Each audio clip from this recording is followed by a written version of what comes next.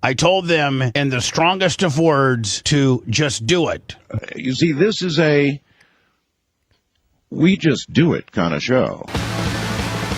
These are my talking points. Episode 732. Are you a boner guy? Oh, I was a boner guy. You know what? I miss penis. What are you talking about? I'm the one who should apologize. Is it going to be absolutely riveting? Is it going to change your life by any stretch? Probably not, but it's going to be at least entertaining, okay? By the way, for those people that are in the back, remember to shut the fuck up. Mattio! Cuz-a-roo. Slap-a-rooney. It's showtime.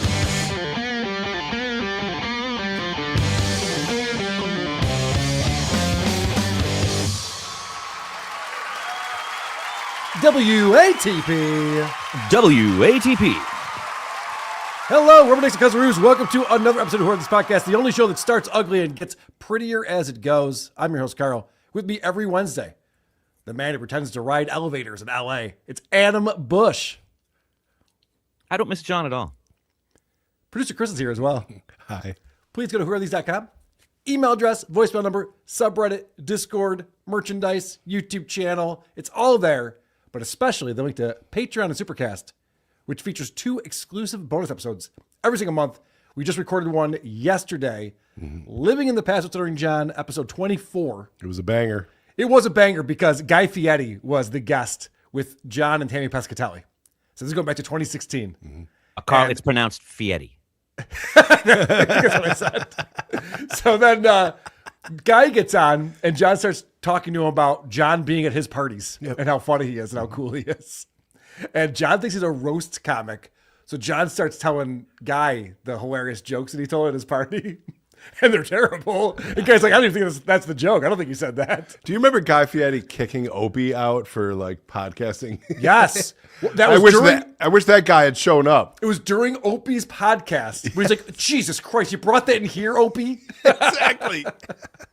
So funny. But anyway, check that out. We covered a lot of stuff on Living in the Past yesterday. Jenny Jingles, producer Chris, and myself.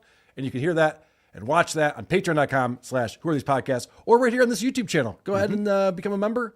Gift a membership for a friend or a stranger, I guess would be how you'd gift it for. We appreciate that. We encourage our listeners. Give us 5 stars on Apple Podcasts or wherever you review podcasts, and then shit all over us in the comments section. Yes, we will have the review girls up later to read your recent comments. Also, you can support the show today as we go and also participate. Supertip.gg/WATP is where you go to do that. On today's show, Whitney Cummings thinks she knows stuff. Lucy Tightbox will join us to check out Andrew Santino interviewing a wheelchair comic. Kevin Brennan is accusing Adam Busch of spreading false information. We'll get to the bottom of that. Stuttering John brings a guest onto Stephanie's show who shows zero respect for John. And it's delicious. I fucking love it.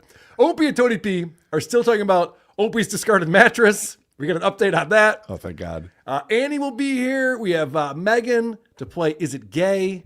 And Simon's The Opie or Burr game. We'll have reviews and comments and voicemails. But first, The Quartering is changing up his schedule. And now he's the only morning show you need. That's right. The Quartering, hosted by Jeremy Hambley. He has 342,000 subscribers on Rumble. This is a Rumble show that he's doing. You can watch him in the AM now. This past Friday, he had over 53,000 streams. And with those 53,000 streams, there were 780 thumbs up, 950 thumbs down. 102 comments. We'll get into that momentarily. But what I want to start with is Jeremy's unique broadcast style. I don't know that he's would make it in radio. Good morning. Good morning, everybody. How are you on this fantastic Friday? Or a friggin' Friday? Frankly Friday? I don't know. It's Friday. It's nice out. Headed into the weekend. I've got 6 stories for you this morning. I hope you're all doing well. Hope you're all excited for the weekend. He's good at this. You suck! He's not awkward at all. You know, doing a show by yourself is not easy, and he makes it look very difficult. He's so uncomfortable. Yeah. He's just darting his eyes around in his head. He doesn't know where to look or what to do. Very fidgety. Doesn't come off as sincere. No. Well, the small talk stuff is weird too. Yeah. It's like your broadcast. You're like, hey, how's it going? Weekend's coming up, right? That'll be fun. Weather's pretty nice outside. I'll wait. What about my nephew's birthday party? Yes. What kind of conversation is this? You're doing a show, idiot. I tried to change the channel twice during that clip. Right. Oh, shit. Carl's controlling this. Damn it. So Jeremy's going to give us an update on his schedule, which is very exciting. Hope you guys are all enjoying the morning show because I have decided that the morning show is here to stay. I wasn't sure what I was going to do with my time slot, how I was going to change things around, but the morning show is here to stay. I've slowly begun adjusting to getting up at 6:30 in the morning instead of 9:30 in the morning. And I think everything is going to be A-okay. I don't believe him. I know. This is another guy who's staring into the mirror and trying to convince himself that things are going well. The affirmations. Right. It's like that meme where the fire is happening behind it. It's like, yeah, we're good. This is fine. This is fine. It's like this whole thing's like, I don't need to know what time you get up in the morning or when you used to get up or how that feels. I don't think he ever slept. It doesn't look like it, does it? I mean, I was up at 6:30. I was also up at 4:30 and 3:30. And Why couldn't he just make up a good reason why he would do the morning show? Why did he have to admit to all of us that it's just boredom and he couldn't find anything else? yeah, that's the other thing, too, where he's just like, so I'm picking this time slot. Yeah, it's your channel, idiot. Mm-hmm. Do whatever you want. Yeah, Did you you get picked the approval? other one, too. Yeah. Right, yeah. Okay. So, very happy for him that he's able to get up early in the morning. It's amazing. And why is he doing that? Why is he getting up so early? I love hanging out with you guys in the morning. And what I'm going to do is, promote the show more, let people know, hey, this is the new time slot. And we'll get more people in here for sure. Good. Yeah. Who's he talking to? I don't know. He's telling himself, this is going to work. I swear to God. If I just keep at it. You guys are going to like it. Yep. Mm-hmm. People are going to start showing up and watching. I swear to God. I was going to get the word out, but I'm working on it, guys. Stop yelling. Why the fuck is he giving us this pep talk? I don't know. I don't The give bills a shit. will get paid. We will pay them. Right. It seems like that's what he's telling us. I'm getting a lot of steel toe vibes from this guy, where it's this constant, like, I'm doing great. Things are going really fucking good right now. It couldn't be better. I'm crushing it right now. Everyone's upset how good I am. Everyone's seething. Yeah, everyone else is seething, but I'm cool, calm, and collected. I'm glad he's enjoying it. I'm glad he likes hanging out with these guys in the morning. That's another red flag right there. Where you have this relationship with the audience. We're like, hey, I'm here to hang out with you guys. What? You're the host of the show. I prefer to be alone in the morning. Yeah. I just want to watch. But all right, more programming notes, and then talking to the chat. And nobody talks to the chat better than Jer here. We'll keep Tuesdays and Thursdays in the afternoon with Melanie, but I'll probably take off Wednesday afternoon and Monday afternoon. We'll just rock it out we may do a little bit longer streams on Monday and Wednesdays. Just to get caught up. You get up at 4 a.m. Well, you're a maniac. What time do you go to bed? If you have to get up at 4 a.m., what time do you usually go to bed? The dumbest thing you can do is ask follow-up questions of the chat. Mm-hmm. Is he supposed to get back to you right away? What the hell did you do to piss off Pat Conti and Ian Ferguson? I don't know who that is.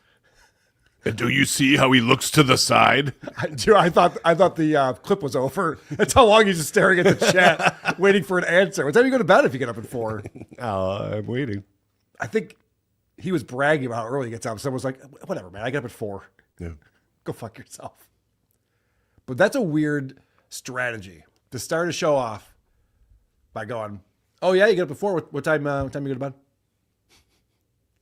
I'll wait. Why? We don't care.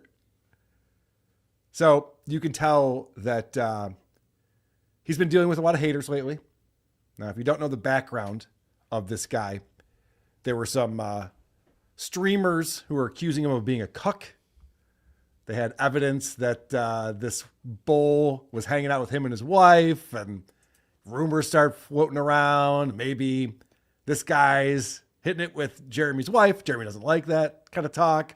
So he decides to start flagging channels.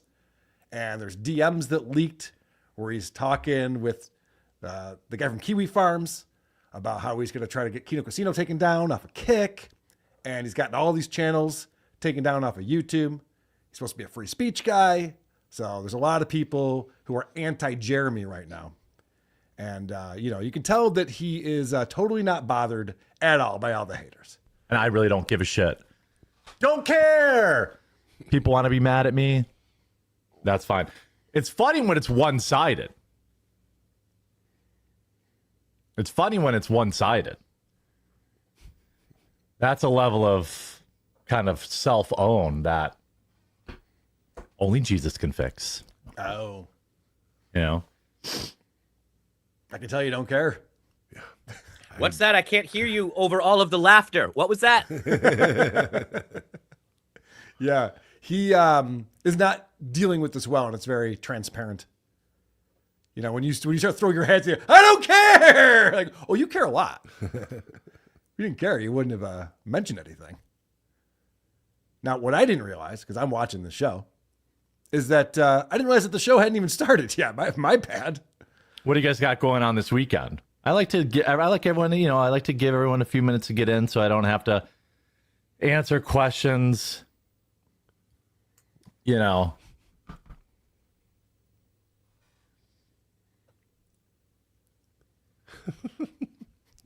Kicking an old school Castlevania. Nice.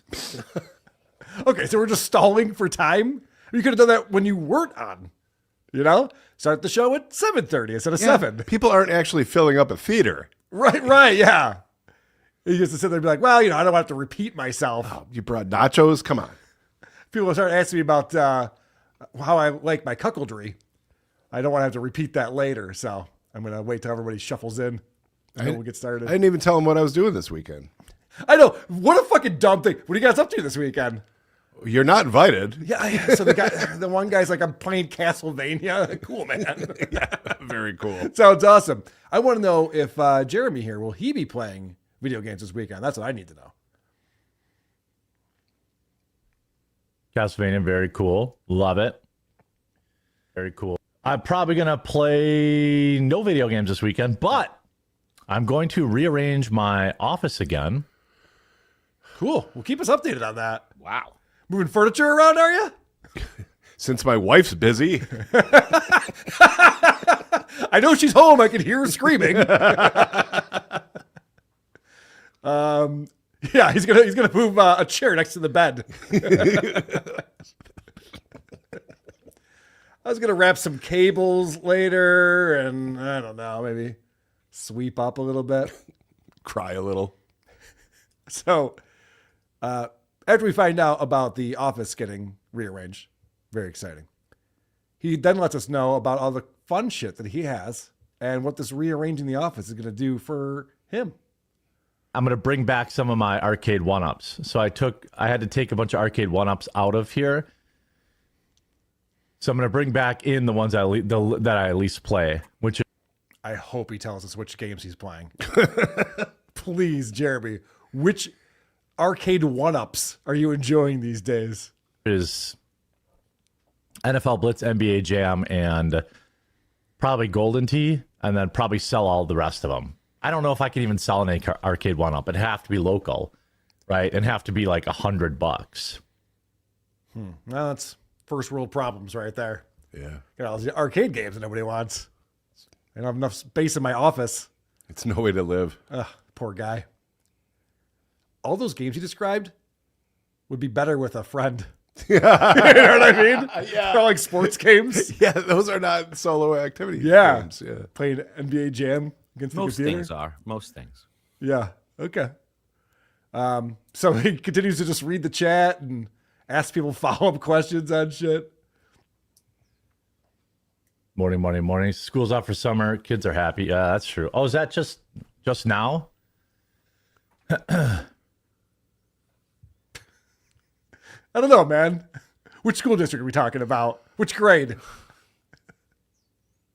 Who cares? You really want an answer back to this guy?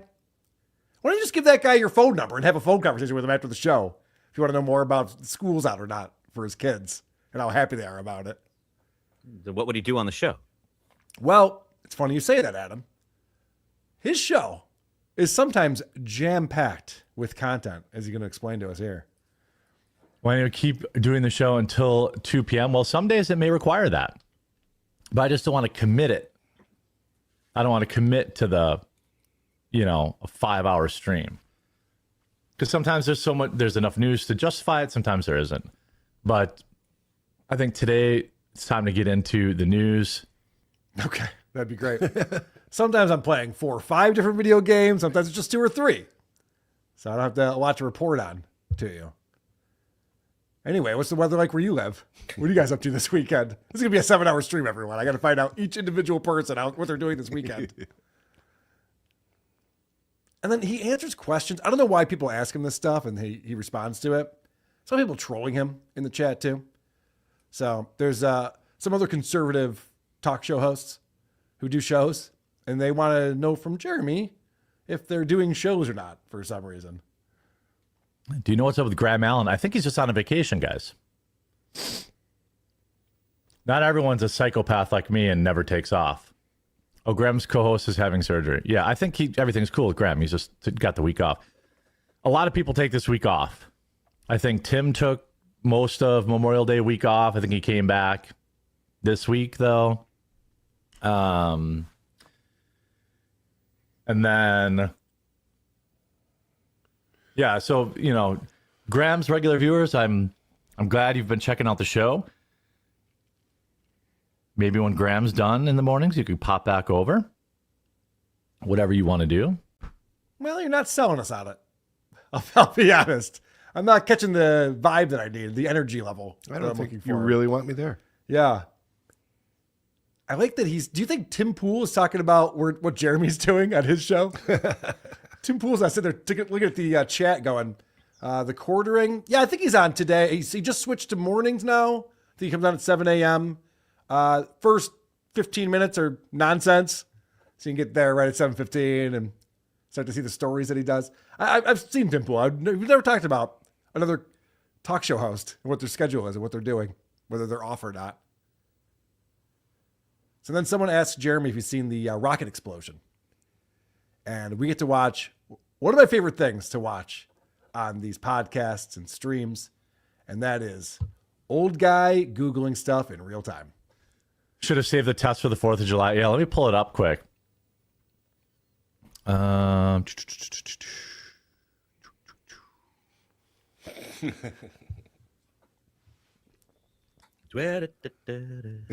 how about a little pulling up music? It's insane. Okay. So is that sniff. I know. It's so frustrating. This is still going, by the way.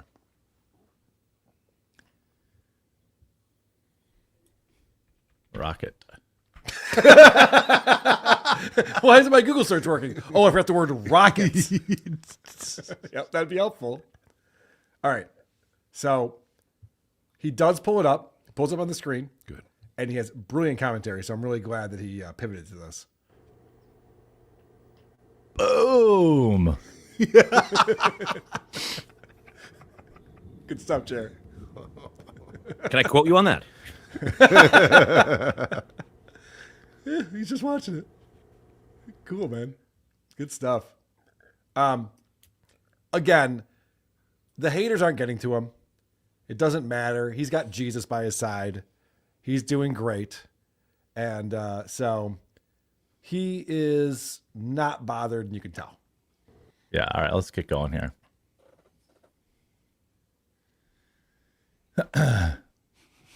Do you sell hats at all? Why isn't isn't that your thing? You sell hats instead of tumblers? I've thought about it.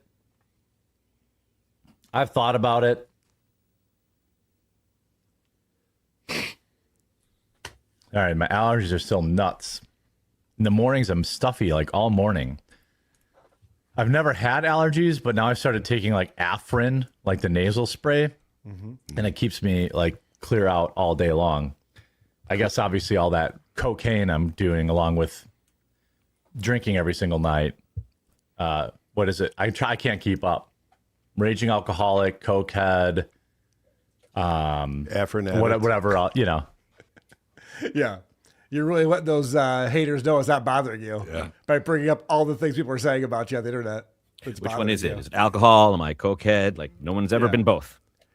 Yeah, and also, very rare you find a obese cokehead. So I'm going to go ahead and say he has allergies. I could be wrong about that. If he is a cokehead, he's doing it wrong. That should be slimming. Let's find out more about Afrin. And Jeremy actually shows a little bit of personality here for the first time. Afrin is addictive. Yes, it is addicting because you're like, I can breathe. It's kind of like Carmex like that. Good stuff. Love the energy. He gets more distractions. I thought we were going to get started. He keeps saying, all right, let's get started. Let's look at some news stories. Let's watch Fox News together. He keeps saying that, but then he just keeps getting distracted by stuff. What happened to the stream yesterday? Melanie owes us a Tards Day. We did stream. There was just some issues with Rumble Studio that kind of geeked out a little bit. We were live.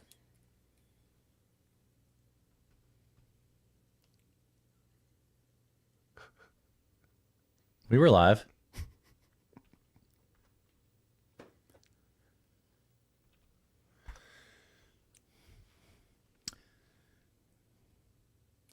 For real? Cataracts? All right, I guess I will take the other chatter's advice and suck it up and don't be a bitch.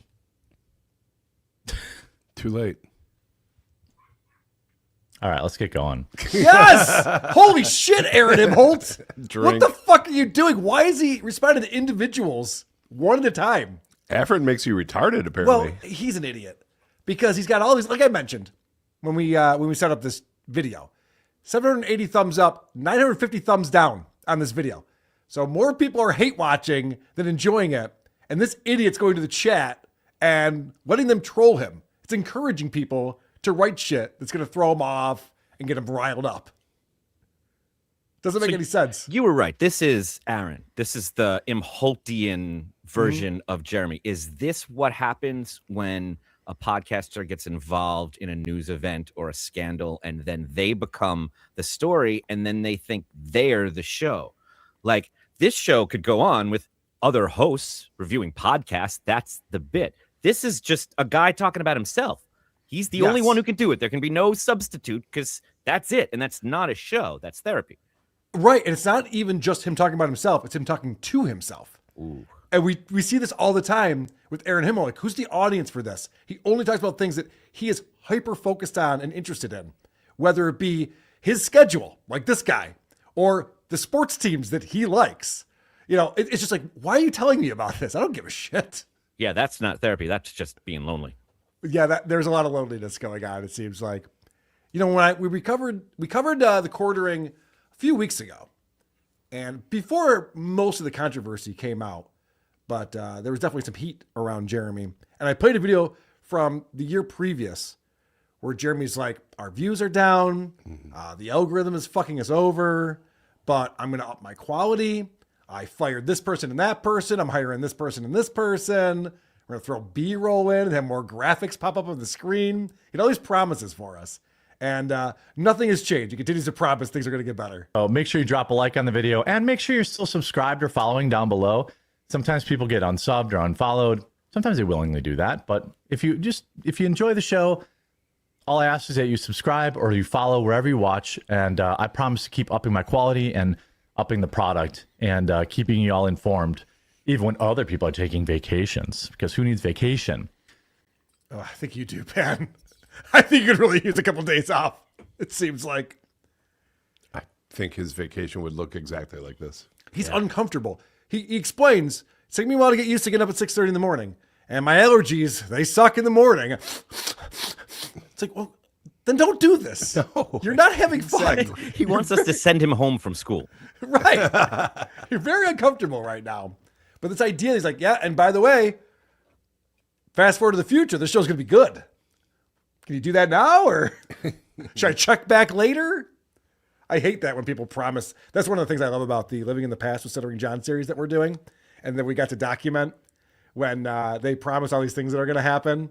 We're talking to this person about this thing and that person about that thing, and we're going to do this and this, and none of it ever happens. Yeah, we're going to get cameras. Yeah, remember we just did a Living in the Past bonus show yesterday, and Royce is talking about how, well, we got this deal coming up. We're going to have to put 3 cameras in, and it's going to turn into this kind of show, and it never happened. No. None of it ever happened. Not even close. So Jeremy's the same way, making all these promises. Jeremy has a coffee brand. It's called Coffee Brand Coffee. And the reason why he has coffee is because he used to have sponsors, like coffee companies sponsored him, and they'd throw a lot of money at him. And he went, wait a second, if you're going to pay me this much money to talk about your coffee, I bet I could make even more money if I was talking about my coffee. So he decided to start a coffee company. I don't know if he cares about coffee. I just think that he was noticing that there was a lot of money coming in. And so he's just like, I'll jump on this. So he started Coffee Brand Coffee. He has this ad read that comes up. And it's a bizarre ad read. And tell me to pause it at any time, because it kind of goes in and out of trying to sell us on the product. And then I feel like I'm in an internal company meeting about what's going on with the company. It's bizarre the way he presents this. We've got big things going on with coffee this year. Like huge expansion, even fresher roasts, better packaging we already did, grocery store shelves in the works. Better packaging. That one's checked off the list, everyone. I don't know that I care about that if I'm buying coffee off the internet. Yeah. How's it going to look though when it gets here? Just make me some fucking coffee, What's please. the color scheme on the packaging, Jeremy? That's how I choose my coffee. Continues to grow. By the way, I will also mention, since I don't have any sponsor reads today, you can go to cbcamazon.com. Charlie, Bravo, Charlie, Amazon.com. Coffee Brand Coffee would be the other way to explain what CBC stands for. Get all of our coffee flavors available in K-Cup, whole bean, and ground. We have decaf, we have double calf, light roast, dark roast, Ethiopian, any Colombian, everything you could possibly want. And if you're looking to try us out, right now we have 50% off while supplies last. All of our gingerbread coffee, which is a top seller for us. Hold on a second. Why would it be 50% off while supplies last of a top seller? Sounds like he's trying to get rid of it. I feel like I'm looking at the special board at the restaurant right now, you know? It's expired. Yes. One of our top sellers is gingerbread coffee. I've never in my life been near someone who drank gingerbread coffee. I've never seen it on a menu somewhere. I think he's lying. You sound like someone who doesn't love Christmas. True. And all of our spiked jack-o'-lantern, which is a top seller for us. Oh, come on. Yeah. It's seasonal at best. This is just it's still laying around. You're trying to get rid of it. And you hate Halloween. Okay. I do, actually. Oh, it sucks. It's true.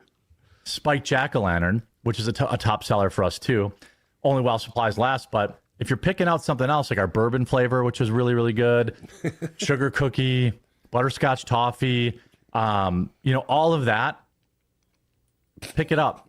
Throw it on your order. If you're Boy, have these supplies lasted. Just click that add to cart button over and over again on all the things that you see there. If you're a heavy coffee user, we have 5. If you're a heavy coffee user, Or this not, guy buy it. doesn't do drugs. He's like Opie when he's like, don't download it or don't listen to it, just download it. He's like, Right, "You yeah. buy it. You don't have to drink it. I don't care. Yeah, I don't care. If you're a heavy coffee user, butterscotch toffee, all of that, pick it up. Throw it on your order. If you're a heavy coffee user, we have 5-pound bags available, which save you like $15 or $20 over buying the smaller ones. I'm working on new packaging for them. That's the only thing I haven't redesigned yet. all right, let's learn more about this packaging. Because again, when I'm buying 5 pounds of coffee at a time, I want the bag to look nice. That's priority number one for me. But the issue is MOQs. So, yeah, if Maggie comes back, Luke will be begging to come back on. Yeah. This is where we get into inner office conversations. Where we're finding out, hey, Jeremy, why come the packaging isn't done on the 5-pound bags yet? I told you, it's the MOQs. What is the MLQ? He'll explain that later on. I don't want to know. Maggie, do we get the MOQ yet? What a show. You know, we don't sell a ton of 5-pounders, and I'd have to buy like 10,000 bags. So I'd have to buy like a lifetime supply of bags. So I'm saving up to do that. Right now, I still have to redesign maple cream. That's the only. Dude, we don't care. What an ad read. Who the fuck would possibly care about any of this? How many bags he has to buy? Would be saving up. And the fucking maple cream. It's been on my to-do list forever. It's driving me crazy. Up to do that. Right now, I still have to redesign maple cream. That's the only one that still has the old design. So I got that one, but we've got all new packaging. He's just flailing around. He's doesn't know what to say. He's just flailing. Or grocery store. Did I mention the packaging? Yeah. He does. Shelves. Everything's growing. It's awesome. I know. Not MOQs, minimum order quantities. Oh, minimum order quantity. You want to write that one down, Adam? Got it. Okay, good. What was that middle word? So, yeah, help support us. I make about $1 a bag. I'm not getting rich off this stuff. But the idea is to have a product that is not political in nature, that you can. Oh, listen to this. Listen to this. So the Quartering is this Christian conservative guy, right? And he's like, guys, the beauty of my coffee is it can be enjoyed by even those crazy liberals that show up at your house from time to time. But the idea is to have a product that is not political in nature, that you can leave out, that you can have your liberal family and friends over and they can sneakily drink the Quartering's coffee. Got him! Hey, guess whose coffee that is? The Quarterings. Ah! You fucking got me. God damn it. I knew I hated it. This is fucking insane. Yeah. It's actually Let's Go Brandon coffee. Ah! Take that, asshole. You can leave it out like a bowl of coffee beans. Right. Well, the packaging's really nice. Not on the 5-pound bags. And not of the maple cream, which I'm maple still cream waiting looks for. awful. Yeah. But other than that. I knew long term, having something cringe like liberal tears coffee or whatever was never going to sell. I mean, Liberal Tears coffee probably would sell. Yeah, it's pretty funny. It's not the worst. On the Walmart shelves. And so. Definitely on Walmart shelves. Yeah. Actually, I think that would work. That's the goal. What's the goal? You need some blueberry cobbler. Yes, blueberry cobbler is our number one seller. It's by far our most popular. Every fucking thing he brings up is like the number one seller. How many number one sellers do you have? I want to see that chart. It's not even close. Like, it goes. Hold on a second. It's the number one bestseller. It's not even close. Blueberry cobbler? Is that a flavor for coffee? Are you familiar with this? No. What the fuck is he talking about? It's not even close. Like, it goes blueberry cobbler, strawberries and cream, then a good mix of unflavored, like our Colombian. Yeah, I would think those would be the top seller. Are children buying this coffee? What's going on? Yeah. Why do they have to be candy flavored? He also sells vapes. 003 or the number 4 dark roast, silky ultra dark roast, then kind of a smattering of other flavors. But the blueberry is nuts. And you can't get these flavors anywhere else. Oh, okay. Listen to this. Lest you think that this is just some product that he slapped a logo on and said, buy it from me. Because as I mentioned, he got into this business because he saw other advertisers were making a lot of money selling their coffee through him. So he's like, I'll just sell coffee. And you would think that like, well, you don't give a shit about coffee. You just see an opportunity, business opportunity. No. Every one of these flavors is personally dialed in by me. This guy is there in the lab with the coffee technicians. And he's, nope, that's not enough cobbler. Get some more fucking blueberries in this shit, you assholes. Well, and my wife. So you can't. You can go buy a different blueberry cobbler, but it won't taste like mine. Hey, You can't get these flavors anywhere else. What are you talking about? I mean, you can. Oh, okay. But it's going to suck. Jeremy hasn't tasted it yet. I know a lot of people think they know how my business operates, but they don't know. See, this is part of the ad read. And now we're getting into he's fighting the haters. Yeah. I will strike their coffee. Well, so listen to what he says here, because he's arguing with no one. He's by himself telling people what's up. At all. Yeah, the toffee coffee is very good. Yeah, pick up a bag today and then add on some of those that are 50% off. That's cheap. Oh, and by the way, it's also free overnight shipping. If I was drop shipping this stuff, I couldn't afford to do that. You show me a drop ship coffee YouTuber who's offering free overnight shipping. The Silky Ultra Dark is my favorite. Denise says that's my favorite too. 004, the Silky Ultra Dark. Is he telling us the SKU number? He manages to sound bitter about every. Yeah, he sounds thing. so pissed. I was like, oh, you think this is drop shipped? Yeah. So basically, what he's saying is people have accused him of just like putting his label on whatever fucking coffee is nearby someone they're going to deliver it to. I'm starting to think that and the that's fact true. that he's just like, yeah, and you know what? I'm fucking tasting it with my wife, and we're making sure that the fucking grapes taste like grapes in this coffee. It started out so nice. He's like, here at the Quarterling Family Roasters, I personally pick all the flavors so it's smooth and not bitter like my haters who should die. And then there's a guy fucking with them, and he knows this guy's fucking with them. That's good. What ingredients are in the bourbon flavor coffee? Well, you can read the website. So, spoiler, the ingredients are not listed on the website for the bourbon flavored coffee. But Jeremy's just like, I don't know, man. Go to the fucking website. What do you have for me? See, I was looking on there. I don't see a list of ingredients for that one. Your son has serious. Well, you can email me. Okay. So the guy goes, yeah, no, I checked the website. I didn't see the ingredients on there. So now Jeremy, aside from talking individually to his chat, as I mentioned, 53,000 streams according to Rumble of this show. Now he's telling people to email him to get the ingredients of one of the flavors of coffee. I know why you're asking that question. See, this right here tells me that Jeremy knows that this guy's fucking with him. Mm-hmm. And yet he can't help himself. But there is, it's just coffee beans and flavoring. That's what it is. Is it bourbon flavoring? I know why you're asking me Can this. you dumb it down for me? You asshole? Because I don't know the answer. So if you have a specific thing that you need me to check, that if it's a part of the flavoring, you can email me and I will check. Happy to do that. No, you're not. Yeah, but until then, go fuck yourself. Yeah, there's no fucking way he's going to respond back to someone asking about what the ingredients are. Because it is just like natural flavors. Is he podcasting outside? Doesn't look like that, right? No, he's inside. Yeah. I've got crazy allergies too. Yeah. And as soon as I get into air-conditioned basements like this one, I'm fine. I mean, I would argue.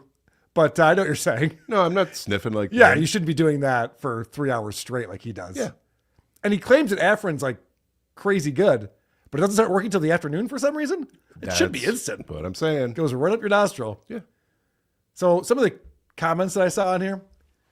So will you man up and say you fucked up false flagging people and admit to being a fake Christian conservative? If not, the amount of hate you're getting isn't enough. That has 272 likes on it, just that comment. So people are really enjoying going here and fucking with them. Someone turned the view bots back on, has 217 likes. He's being accused of buying views on here. Someone says, hey man, I like your vids. Don't care about what the trolls say. Even though it's all true, you false flagging flag it. Grow a thicker skin, bitch. The house always wins. That started nice. 215 likes on that.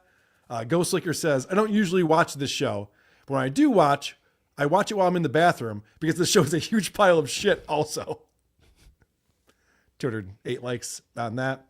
So Jeremy's getting some hate over there on Rumble, but he's got a new morning show, and it's very exciting. It's very similar to Steel Toe, where he goes through and just plays videos and reads articles. And Jesus is there. And Jesus is there with him. And it's just stuff that, conservatives would be interested in. I'm shocked that it's the #1 morning show on Rumble. I mean, it might be. You know that's what Aaron's doing? He's Yes. making that claim. So I think we should denounce that. It's definitely the quartering. Yeah, he does get more views than Aaron does. Aaron's been going after Bubba the Love Sponge. That's been his target. So Aaron's like, Bubba has this many viewers. We have this many viewers. Meanwhile, Bubba has 8 times that number on YouTube at the same time. But Aaron just likes to focus on a Rumble, and he's still losing. But whatever. That's Aaron for you. It's fun. So that's what's going on with the quartering. I'll let you know if anything changes. And I think now it's time for our Cringe of the Week. Cringe of the Week. You guys know who Whitney Cummings is? Ashley's sister. Yes, Ashley's sister. I was watching her show today. And, it was pretty unremarkable like it usually is. But she said something that I was taken aback by. And I just thought that I had to play this for you guys. Anyway, that's all I really have to say about the Spencer Pratt thing. I don't want to come in when I don't know what I'm saying. Believe it or not, I do only speak about things that I do feel like I'm like uniquely overqualified to talk about. She only talks about things that she feels like she knows what she's talking about. That's scary. That's misplaced confidence right there. That makes me nervous. Should that say casino? Yeah. Okay. I guess. Oh, DraftKings cash-in? Yeah. Is that what you're saying? Yeah, there's a big old typo. Good for you. Oh, boy. That's not great. Hey, look who's in the green room. It's our friend Lucy Tightbox. What's up, Lucy? Well, hello. Hello. Thank you for joining us today. I'm happy to be here. I was trying to find my coffee brand coffee mug, but it turns out I threw it out. So I have a coffee brand coffee hat. I should have worn that on the show today. I got it at Chrissy Mayer's Content Hotel. I'm sure that's where you got your stuff, your swag too. It is. Yeah, that was a sponsor of that event. You sent me Whitney Cummings on Twitter. I did. Now, did you send this to me because of the commenter or because of the video itself? Well, I sent it to you mostly because of the commenter. The commenter is the reason that I found it, but also because I feel like Whitney Cummings is so boring. And this was at least sort of dumb. Okay. Sort of entertaining. Let's see what she posted on X.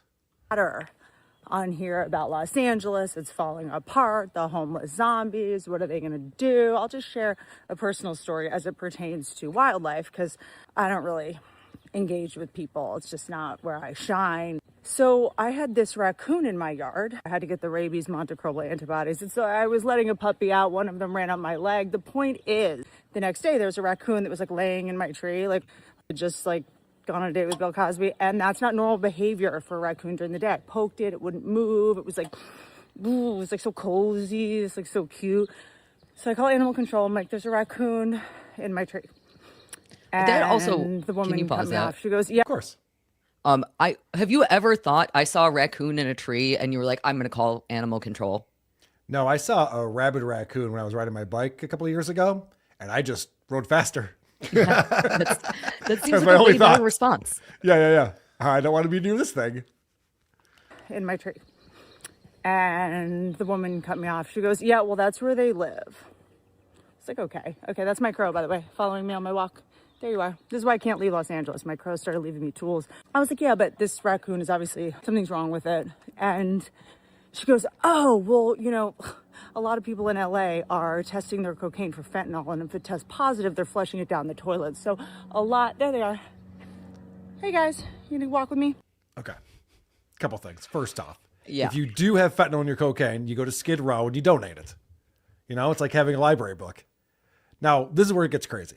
This is where she thinks that she has crow friends. She's doing all the fentanyl. Hey guys, you gonna walk with me? A lot of the wild animals are on cocaine and fentanyl. A lot of people say Hollywood's done. No. Hold on a second. Are the animals getting into the sewage? Why would flushing fentanyl down the toilet mean that wild animals are on fentanyl? She didn't quite connect those dots. I'm confused. But I think the birds are after her because of the size of her brim. You're just looking at the wrong cameras, right? It's not necessarily the movies. It's the Ring camera footage.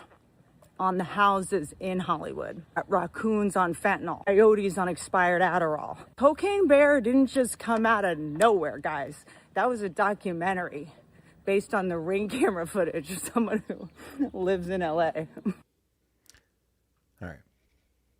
By the way, she on her most recent episode, she was talking about these crows that are her friends and make her tools and follow her around.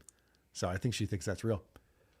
So let's see who's commenting on Whitney's video. Because as you guys know, Whitney Cummings did strike my channel for harassment. Got me taken down for a week. Oh, look at a skinny Chad. Yeah. Look out for those clout chasing ones too. He writes as a comment on here with a picture of me in the hamburger pants he sent to our P.O. box. You're not even in a tree, so we won't have to call animal control. It'll be fine. I think he's still mad at me. I think he is. He took a turn. He took a turn. Oh no, Skinny Chad! I just saw him at Hackamania. I thought we were good. It's a lifetime ago. Yeah, that was a while ago. That's too bad. Well, thank you for finding that, Lucy. The real reason why you're here is because Whiskey Ginger is a show hosted by Andrew Santino, and he had a guest on his show, Fiona Cawley. This episode has 105,000 views on it. If you don't know who Fiona is, I have a video here that's kind of her claim to fame, a little roast-off battle she did, where it was her against a mute. Yes, a mute comedian. A mute so he talks through his phone. Who talks through his phone. And she's in a wheelchair. And we'll find out more about that momentarily. But this is the big roast battle that went viral. I'll fucking hit you, dude. I'll fucking hit you back. I'll break your good hand. This guy taught me to defend myself against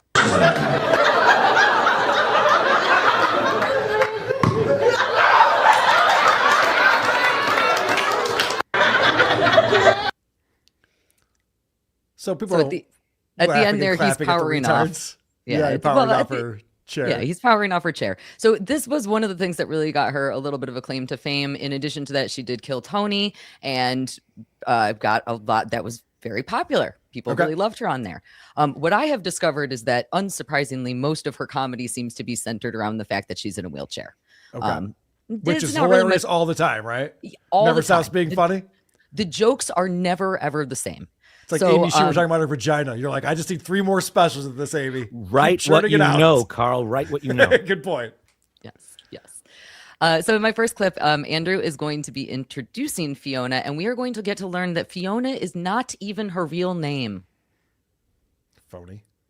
Ladies and gentlemen, welcome back to Whiskey Ginger. My guest today is one of my favorite people on earth. I say that for all my guests, but I mean it once again today. It's Fiona Cawley. Fiona! I have to say it like that. Whenever I see your name online, I think of Shrek immediately. Yeah. Yeah, I do. And you have red hair, so you're not helping the cause. Yeah, and the worst part is I legally changed my name to Fiona at 18. You did. Yeah. Your birth name was... I mean, she even talks like a lazy person. She doesn't walk anywhere. Come on. She barely pronounces words. Let me guess. Hold on. But Cawley's your last name. That is right. Okay, give me the letter of your first name. L. Loser. So fucking lazy. Yes, I think we had it nailed. No wonder she wanted to change it to Fiona. So again, it's not horrible, and a lot of people like Andrew. A lot of people like Fiona. I just cannot understand most of their conversation. It is so boring. It is not funny for the most part. We are now going to Andrew hear had to them work talk really about... hard on this one. Andrew's usually pretty good on this show, but yeah, this is, exactly. This is tough. You can see him like he's not exactly sure at points if he should be like laughing at her or with her, especially because she's not always hitting all of her jokes. So they're going to start talking about how both of their parents ended up getting divorced. And Fiona makes a joke about how that trauma from the divorce is what made her wheelchair bound. So Andrew is going to run with this, which is great. And we're going to get to see how quick-witted Fiona is when Andrew sets her up for a joke. Mm-hmm. By the way, the internet is so gross now. I'm sure that somehow ChatGPT captures this and doesn't understand the facetiousness, and then something will pop up and go, Divorces have been tied to being led to people. I getting hope we have that wheelchairs. effect on the internet. I think we do. I gotta tell you, I think it's happening live. There's so much misinformation. Let's keep spreading it. Any more fake rumors that you want to push out? None that come to the top of mind. We'll do all that you told me before we started. Oh boy. Yeah. So again, she hasn't been doing stand-up comedy for very long. Maybe not so fast on her Some would feet. say never. Yeah. So, Hold on, did you do that on purpose? no, I actually. Oh God. Stuff fast on her feet. Listen, I got wheelchairs. Adam, are you in gonna the scold brain. her too, or just me? What the fuck? Listen, that was a very specific question. Do you have any other personal room? Like, no, I don't. I don't know what to say. I think perhaps maybe this is because they are gingers and we are not. And if we were, we would understand more of what's happening. Right. Well, he does later call her out for being a fake ginger, which she sheepishly admits. So I don't know. I don't know about all that. So I read through the comments for this video because, again, a lot of people like Andrew, a lot of people like Fiona, and everybody seems to agree that my clip 4 is the funniest moment of this entire hour and 15-minute long episode. Is it 3 or is it 4? 4. Oh, I skipped one. We'll do 4 first. Okay, let's do 4 first. No problem at all. I just have to copy a different link. Sorry. Paste it into here. No problem. That's great. I mean, I know I'm faking it, but like we talked about keeping the looks up for this, I need someone I trust to carry me, you know? Being this performative does get expensive, though, I will say. I just really love prop comedy. Yeah, move over, Carrot Top. There's a new redhead Carrot prop. Bottom. Carrot Bottom. That was the funniest moment Yep, of the that show? seems to be, everybody loves it. Okay. Yeah, so we're not doing great. Well, like I mentioned before, we'll go back to my clip 3. A lot of her act centers around being in a wheelchair. So we got to get some of those jokes in. Okay. How long you been doing stand-up? 5 years. 5 years. That's Yeah. amazing. You're cruising. Yeah. That's awesome. I'm Well, on autopilot. you really are. Let's do more. Let's do more Yeah, wheelchair no, I got stuff. him. Yeah. Okay. Yeah, don't worry, I'm charged up. I'm ready. Yeah, you really popped a wheelie on the business. Yeah. You really did. I did notice. Is that a phrase people say? You popped a wheelie on the business? Unfortunately, that won't be all of the wheelchair humor that we're going to get. Okay. Those were some of the better ones. Oh, Listen, they're I was warming going to up. say there hasn't been any wheelchair humor yet. I'm confused by this. Carrot Bottom. You didn't. All right, my clip 5 now. So travel, unsurprisingly, What, is does she have a hairy challenging. pussy? I didn't even understand the hairy bottom or carrot bottom. We're in my head. I get it. The carrot top is the top. Anyway, get some help. Fine. Sorry. Lucy. No, you're fine. So travel is hard for Fiona because she's in a wheelchair. But nothing is worse than in my clip 5, this what's the deal with people who fake disabilities to cut in lines bit that they are about to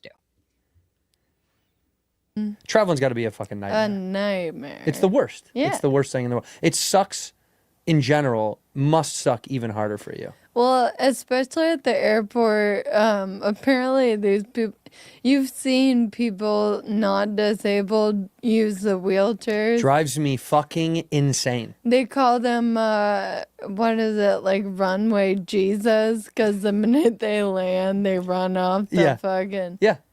And they just, they're appropriating your culture. Nothing makes me angry. Their wheelchair face. Yeah. It's disgusting. Wait, is she being honest about this? She really gets upset when fat people use wheelchairs? One of the most challenging things about this episode is that I can never tell if either of them is joking or being completely serious. Mm-hmm. Every single joke is either completely flopping or they really believe every single thing that they're saying. I believe that. You know, I don't know a lot about traveling with a disability. Actually, I do. But my buddy Blind Mike says that they're actually really nice to him at airports. He's like, it's great being disabled at the airport. Does he use the wheelchairs? Oh, shit, I should ask. I'll ask him tomorrow. I think Fiona might travel a little bit more than Mike as a road comic as opposed to a stay-at-home podcaster. But fair enough. That's a good point. All right, so we found out earlier Fiona is not her real name. Her dead name is actually Lauren. And in clip 6, we are going to get to find out why she was named Lauren by her mother.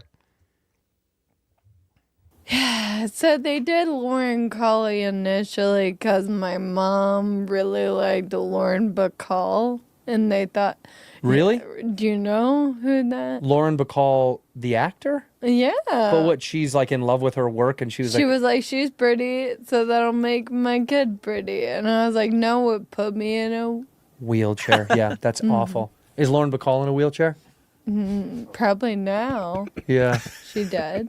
Is she dead? Oh, she's dead. I think dead people are all in wheelchairs, you know. Huh?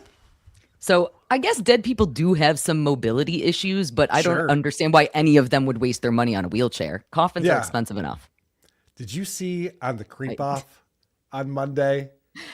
We were covering this funeral in South America where the bottom of the coffin fell out as the pallbearers are walking him over to the gravesite. The body just flops right down to the ground. Not funny at all. Really horrific. Really tragic stuff. So why did the name Lauren put her in a wheelchair? Again, she's joking. That's the joke. I don't get it. Her mom had high hopes for her, and it didn't work. Yeah. We're going to find out later on in the show. Here's a tease. Greg Opie Hughes also has some issues with his name. Yep. And probably should have changed it when he was 18 because he's still dealing with some problems. And somehow Fiona has a better handle on all of it than Greg Opie Hughes. Everyone has a better handle on everything than Greg Opie Hughes. That's a good point. That's what I've learned. Where are we going next? We Lucy? are going to go over to clip 7 here. Fiona's legs are not the only things that don't work so well for her. Well, typing or texting is hard, so I'll voice text, but it never understands me, so it's... Does it screw it up every time? I just replied to a club being like, hey, we would need like a video or whatever. I was like, yeah, today later I'll send you. I was trying to say a shout out video, but it autocorrected and I sent it and it said a shower video.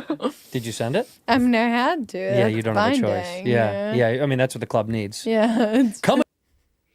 Yeah. That's basically what this entire episode is. Again, nobody's laughing. I don't know if it's a joke. I don't know if it's supposed to be funny or if she's just telling a really boring story. But Andrew does a horrible job here because after this story goes nowhere, nobody is laughing at it. He then makes her send him a voice text message that says, Sally sells seashells by the seashore, which I can't even say. And it ends up being very correct. That kind of fucks it up. Yeah, so I didn't even pull that clip. I'm not in a wheelchair, and I've definitely had AI fuck with my text messages and change words on me. Like, hey, that's not what I meant at all, asshole. Don't do that. Well, disabled people are just like you, Carl. Or am I just like disabled people? It's true. And I'm not trying to mock disabled people. I am not trying to mock them. Trying to mock me, though. I am. I just want to ask you, who is more graceful when they drink water, Fiona or Stuttering John? I'm sure Fiona knows how to open up a bottle better than John has figured out in his 60s. Is that my next clip? I might have skipped another one. We're gonna go to 9. That was 9. Okay, let's hit 9 here. Remember, Lucy was talking about drinking water gracefully. Yeah. Speaking of. Here, you want this? Yeah. Too bad. Fuck. There's that ego again, man. Depriving a wheelchair lady of water. That's so funny. I was like, you want this? You're like, yeah, no, you can't have it. Too bad. Too bad. That's too damn bad. Have you ever had someone go to, like, if you're at a bar and they're like, I can't serve you. Have you ever had this? Mm-hmm. That's insane. I have a friend who's handicapped that has had this before, and they're like, what? She got less of it on her shirt than John does. Yeah. I mean, she knows to use 2 hands, fortunately. She knows that it's not going to go well, whereas John just goes for it.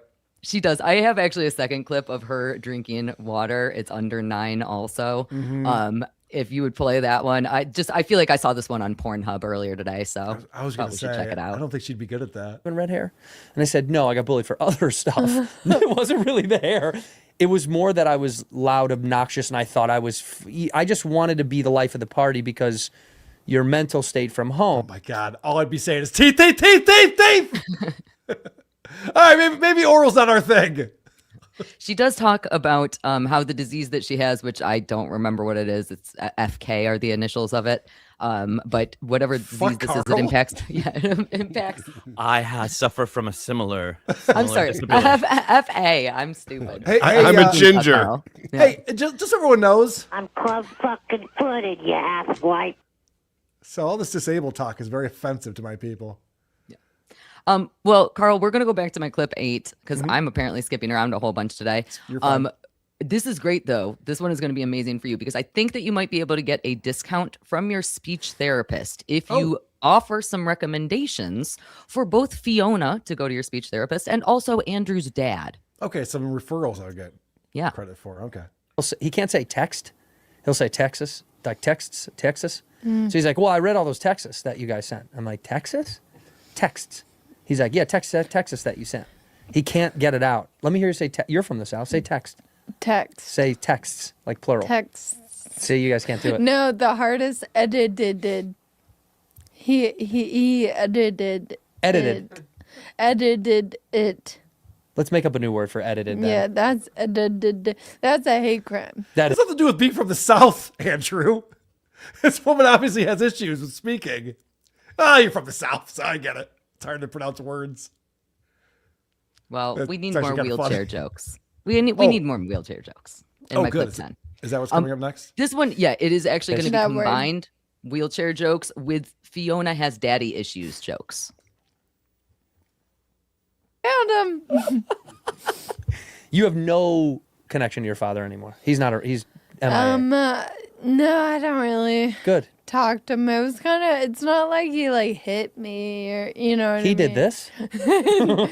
Kind of in a way. Yeah. Genetics. Yeah. Mm-hmm. That's why he ran away. Yeah. Like a bitch. He didn't run away. He just ran upstairs, and I haven't seen him since. Yeah, you can't get up there, can you? Well, you got to get one of those the thing chairs. from the chair from the those are great. My father wants one of those.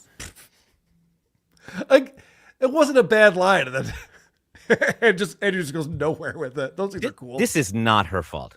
She's I know. fine. This guy does not know how to deal with her. And if she was not disabled, he would be giving her the business the way he would anybody else. And the humor would be more elevated than this kid gloves trying to seem. It's just he's failing. And I think he's making her much slower and dumber than she would ever come across. I think she probably comes across fine when he's not there. Yeah, I completely agree. Again, she did Kill Tony. She did Theo Von. She's done a ton of stuff where she has been very successful and people really seem to like her. And again, generally, I feel like people like Andrew, this is not working in any way, shape, or form. And there is a lot of boasting also in this episode. So most of the podcast, which I did not pull any clips of because that's how boring it was, is just Andrew asking Fiona about different cities. And I know that you guys are huge fans of when people talk about the weather on podcasts. This regional bullshit is even dumber to me. On the plus side, I now know that I can absolutely steal Fiona's identity because I know exactly what city her mother grew up in, Pittsburgh. So, that's great news for me. All of this boasting culminates with Fiona saying that she's a big fan of another comic. And Andrew is actually going to call his buddy that comic live on air in my clip 12. Oh, that's exciting. Fucking way, dude. Yeah. It's got to be a... Have you seen the free Bert thing? No. Really funny. What is that? It's Bert Kreischer made Bert's new show. Yes. What am I saying? Dude, yes. I don't know. I haven't seen never it. met him. The show is so good. It's really good. Yeah, and I'm very judgmental. Yeah, I was just going to say, you don't seem like someone who... puts the mental and judgmental. Lies. I won't bring it up, yeah. Yeah, well, let me tell you something. We're going to call Albert right now. Because honestly, because I'm not going to lie to him. I haven't seen the show. I posted about it because I'm proud of my buddy. Hey, you're on my podcast right now, and I'm here with Fiona Cawley, who's fucking hysterical. And she just said on the show how much she loves your new show. She goes, it's so fucking funny and so good. And for a second, I was going to lie and say I saw it, but I haven't seen it. But now I'm gonna. Just made my day. Oh. Well, you're the man. We love you. And Fiona says it's fantastic. And anything else you want to say that's really powerful? Nope. That's it. That's it. All right. I love you, buddy. Thank you. Thank you, Fiona, and thank you, Andrew. I love you, man. Bye, dude. Look at that. We just made his day. That's so sweet. Well, they did nothing with that. Not only did they do nothing with that, but we also had to hear Andrew twice explain how he hasn't watched the special, but now he's gonna. Right. Yeah. I don't care. I do not care. I care less about that than I care about the cities. I'm putting that one on Fiona, though, Adam. I'm not saying that Andrew handled that very well, but it's like, hey, this is the guy Bert you were just talking about. What you like his show? Here he is on the phone. Hi, Bert. Yeah. If this was a paid advertisement, then this was very well done. This was just like a planned reminder where Bert is standing by and calls in and they just plug the show. That's great. Other than that's what it seemed like. I don't know. All right. We got one more clip out here. We do. So we started this out with seeing that Fiona sometimes gets tripped up on her feet. And again, I think overall she is probably great. However, I do think that she doesn't quite have the quick wit that she might need to be a comedian. No, he's that's a good one. Who's your favorite of all time? Your favorite comedian? God, that's so hard. I don't want to glaze anyone. No, who gives a shit? They're not gonna fucking. No one cares. Nobody cares. The greatest of all time. It's not Artie Fletcher, Rat Dog King. It's tough, huh? You think there's too many of them? Yeah. That's the problem, right? Holy shit. I mean, throw out 3 or 4 names if you need to. Get some kind of conversation going with that. This. One's not on Andrew. That one's not on Andrew. That's a softball right over the plate for a stand-up. Yeah. It was rough. The answer is David Tell, by the way. I was going to say, what's the answer, Carl? The answer is David Tell. I'll take Mitch Hedberg in a pinch. But Rodney Dangerfield. Anyway, well, thank you for sitting through that excruciating podcast for us. Absolutely. Lucy. Always appreciate you helping us out. I haven't gone over to our super tip system yet, and I should do that real quick. Lucy, you're used to watching super chats and super tips on shows. You want to hang out for a minute? I will. I think there's no comment. Supertip.gg/WATP. I was working with Moody today to get this figured out for me. So latest man on Mars coming in. No, Carl. John said, I have AOL, so it distracts people that I'm a clod. Also, Crocs are technically clogs. Also does quicklime work on Lotion Boys. Asking for a friend. Yeah, John missed a punchline pretty badly when we were watching Living in the Past yesterday. Available on our YouTube channel or on patreon.com/whoarethespodcasts. Our latest episode, Behind the Paywall, Living in the Past with Stuttering John Melendez. Ladies and man on Mars again. I went to Rayo's. It was awful. The puaschetti and meat bulbs were lame. They don't even have bottomless garlic sticks and soup. Venom Tony 15. My wife asked me, do you want to know how I got these scars? And I said, probably from Jason Scoop. Bits and pieces. Bits and pieces. Every date I have with my girlfriend are blind dates. Bits and pieces. Bits and pieces. They call me Boston Donut because I like putting my cream into a fresh chocolate bun straight out of the oven. Bits and pieces. Bits and pieces. By the way, go Astros and boo Yankees. That was uncalled for. That's well done. Lucas Delabate. Wow, Gary's son is here. Crackamico just released an Opie diss track. Check it out. Yep, I have it ready to go. A lot of people sent me that note today. Thank you for that. We'll play it during the Opie segment. Hunter Duke in the house. Thinking of the Dabble verse like it was yacht rock. If Carl the Michael McDonald, then does that make Shuli Robbie Dupree just stealing away? Yes. Preacher Bill.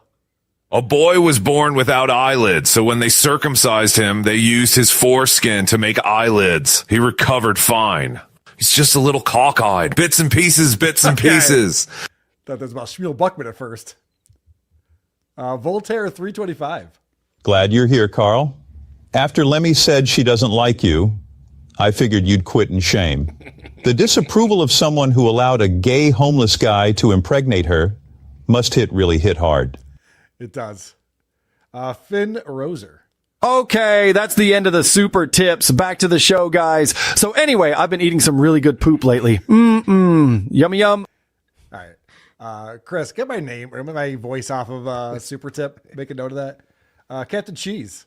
If this quartering guys start playing Nazi marching music, I'm filing false impersonation charges. Seriously. Too many similarities. General GK. What would you call Carl if you lynched him from a really short tree? A low-hanging fruit. Bits and pieces. Bits and pieces. I get it. This is what happens when you drive El Duque off the internet, dumb fucks. Now you're stuck with this Jeremy Gringo Soulboy. Give me a reason why he's better than me. I'll wait. This coffee brand coffee thing looks like it sucks. Wait, what's this email? A coffee brand coffee sponsorship? Welcome, Dicks and Koozaroos. This WATP episode is brought to you by Coffee Brand Coffee. The gingerbread soy latte is so good. Whoa. Couldn't get Adam to help me with that read at all. I had to do it all myself. Ricky Bev.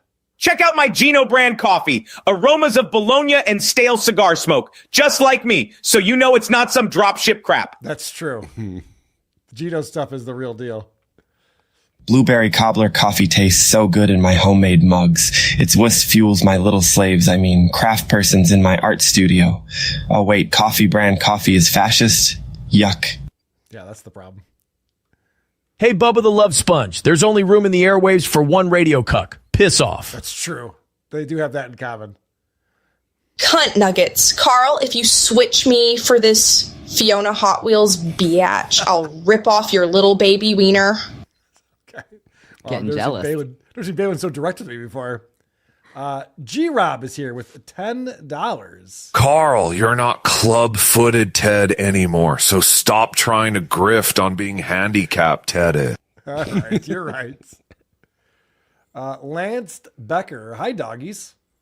Dukes unpaid staff. How was your shit sandwich today, Carl? That's fine. Needed more hot sauce. Team Queef and Beef. Carl, I'm trying to like you and started eating poop. How did I keep it down? I keep throwing up. I'm trying to be like you. It's my secret. Tukey's unpaid staff. Carl goes to the beaches, not to dig up precious metals, but to dig up poop. I suppose one man's shit is another man's dinner. I'm sensing a theme in these. Am I mean. recognizing a pattern? What do I know about this? People are saying I eat shit. That's what they're saying. Okay. PL. Adam, have you produced your WATP pay stubs to KB yet? Cue vacant blank stare. We'll get into that. That's pretty good. Momentarily. If you will, as it were, but I digress. Says, I know Stuttering John sucks, but the quartering really seems like scraping the bottom of the proverbial barrel. If you will, as it were, but I digress. Toe and Germ should do business meetings together in the AM. They should, actually. I'd watch that. But I don't know if the Toe wants any of that stank of Jeremy on him. Jay Loiterer, it's white label crap. That's what I'm guessing too, but he claims that he's in there testing all of the flavors. PL, watch a boring show. You may. Interesting. Your own show it does not make. Rather watch bits and pieces, whatever that train wreck was. Did I read that wrong? What's going on? No, you actually read it right. Weird. $5. Adam looks like a 1950s wealthy doctor suspected of violent crimes. Lucy has pretty eyes. Thank you. Both accurate. My disabled vagina is all I hear from this broad. Is your vagina disabled, Lucy? Her muscles are swelling up, so I imagine it's interesting in there. I like interesting. Count of 3, everybody OD. Is this a cooking show now? No? Then why is there hot vegetables? Also, the answer to goat comment is patriki. Huh? Hey, what's going on? Got me. All right. Lucy, thank you so much for coming on the show, joining us, giving us a whole package. We appreciate that. We never had Andrew Santino on the show before. So thank you for doing that. People should check you out at Once Over with Kaylee, Cayley. Yes, that is correct. And a YouTube I will be channel going... and a Patreon account. Sorry, I stepped on your plug. What were we going to say? You did better than I would have. I'm probably going to go live tomorrow. I haven't been live for a little while. We're probably going to talk some movies around 7 o'clock Eastern tomorrow. So hope to see everybody there. And thank you guys so much for having me. I'll see you later. Bye, Lucy. The return of Bye. Once Over with Kaylee tomorrow at 7 o'clock after Dabbleverse Live. Very smart. Can't have counter programming within the team here. That'd be a real problem. All right, Adam, a lot of controversy is happening right now because you went on Pat Dixon's show and told a story that you told on WATP months earlier. Mm-hmm. And somehow this got back to Kevin Brennan. Here's where I want to start things. And I know this is going to be a little bit annoying because Adam's here on the show, and I'm going to play a clip of Adam talking on Pat Dixon's show, but I think it's important to understand what Adam said. Come back. Okay. I think it's important to understand what Adam said because we're going to watch Kevin react to this. And I don't know that Kevin's reaction makes a lot of sense to me. I'm interested to get your take on it. But first, this is what Adam said on Pat Dixon's show. Feelings. You know, in the second iteration of Kevin Brennan's pilot, Number One Son, the one he did for HBO, he could have cast anyone in Los Angeles. This is a lead role playing the character of Neil Brennan in an HBO pilot with a comic who had just won the Toronto, I think, Comedy Festival. I forget which one. He had just won it. And then HBO was like, we want to try again with you. And it's a show about his family, and Neil is the star. And he cast me as Neil Brennan. And Really? Yeah. And we did the screen test, signed the contracts, did the whole thing. And it was like a table read or a read of some kind that we did at the HBO offices in LA. And he was there and all his people. And then it just like ended. And we got up and we left and we got into the elevator. And Kevin said something to me that I never understood. That was something like, you did a great job. Don't worry about it. And I was like, what the fuck does that mean? Like, and then I found out later that HBO decided to just not make it at all, not even make the pilot. They just didn't want to work with him. And I always remembered that because I'm like, that was really nice of that guy to say that way. Because it was like he knew, I would be bummed. And he just wanted me to have a good feeling about it. Like there was no part of him that was like, I don't want this kid to feel like he had any part of like, it's me, it's my thing. Don't worry about it. And I told that story on WATP. And then I think Chad relayed that story to him. And he called me a liar. And he said I was full of shit. And he said, I'm making the whole thing up. And it never happened. And he knows that because I said that he said that to me on an elevator, and they don't have elevators in California. Pat's face is great right there. So basically what you talked about on this show, and then you talked about it again with Pat, was that we've seen the pilot for Number One Son, which was the show that didn't get picked up that Kevin Brennan created and starred in.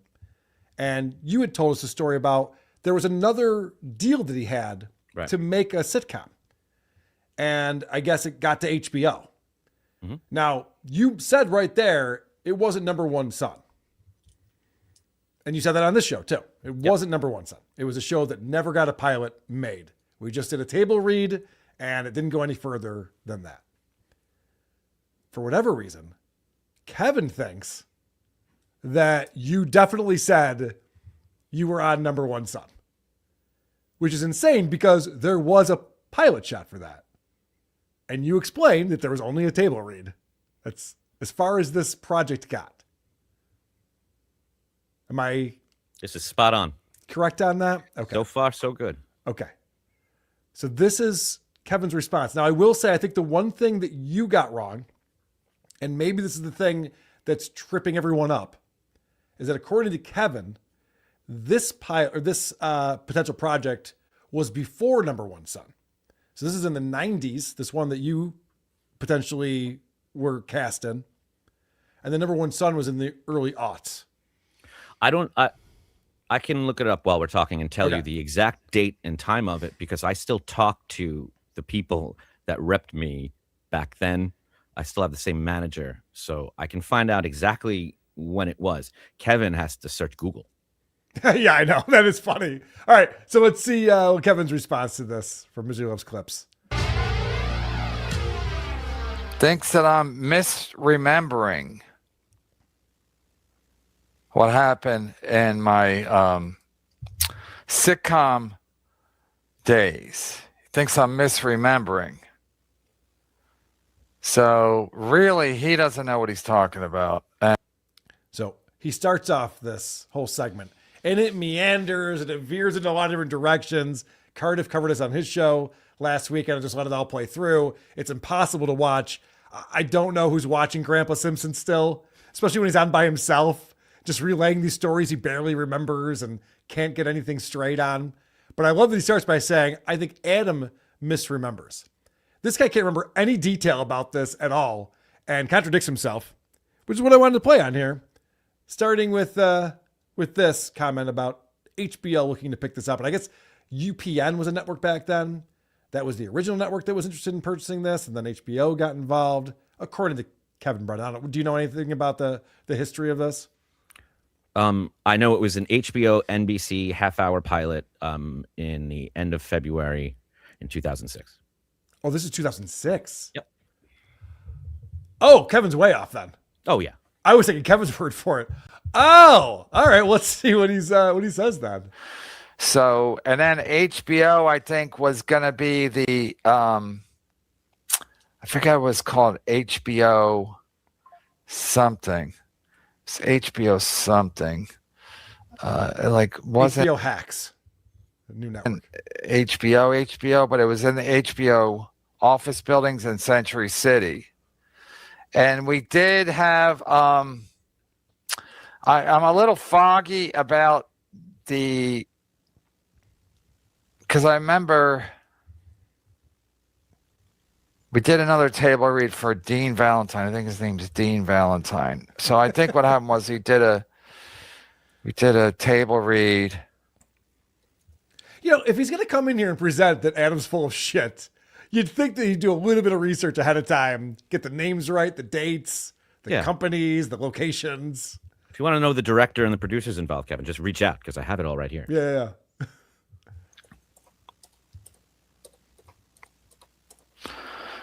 Dean Valentine, UPN. Yes, Dean Valentine, UPN.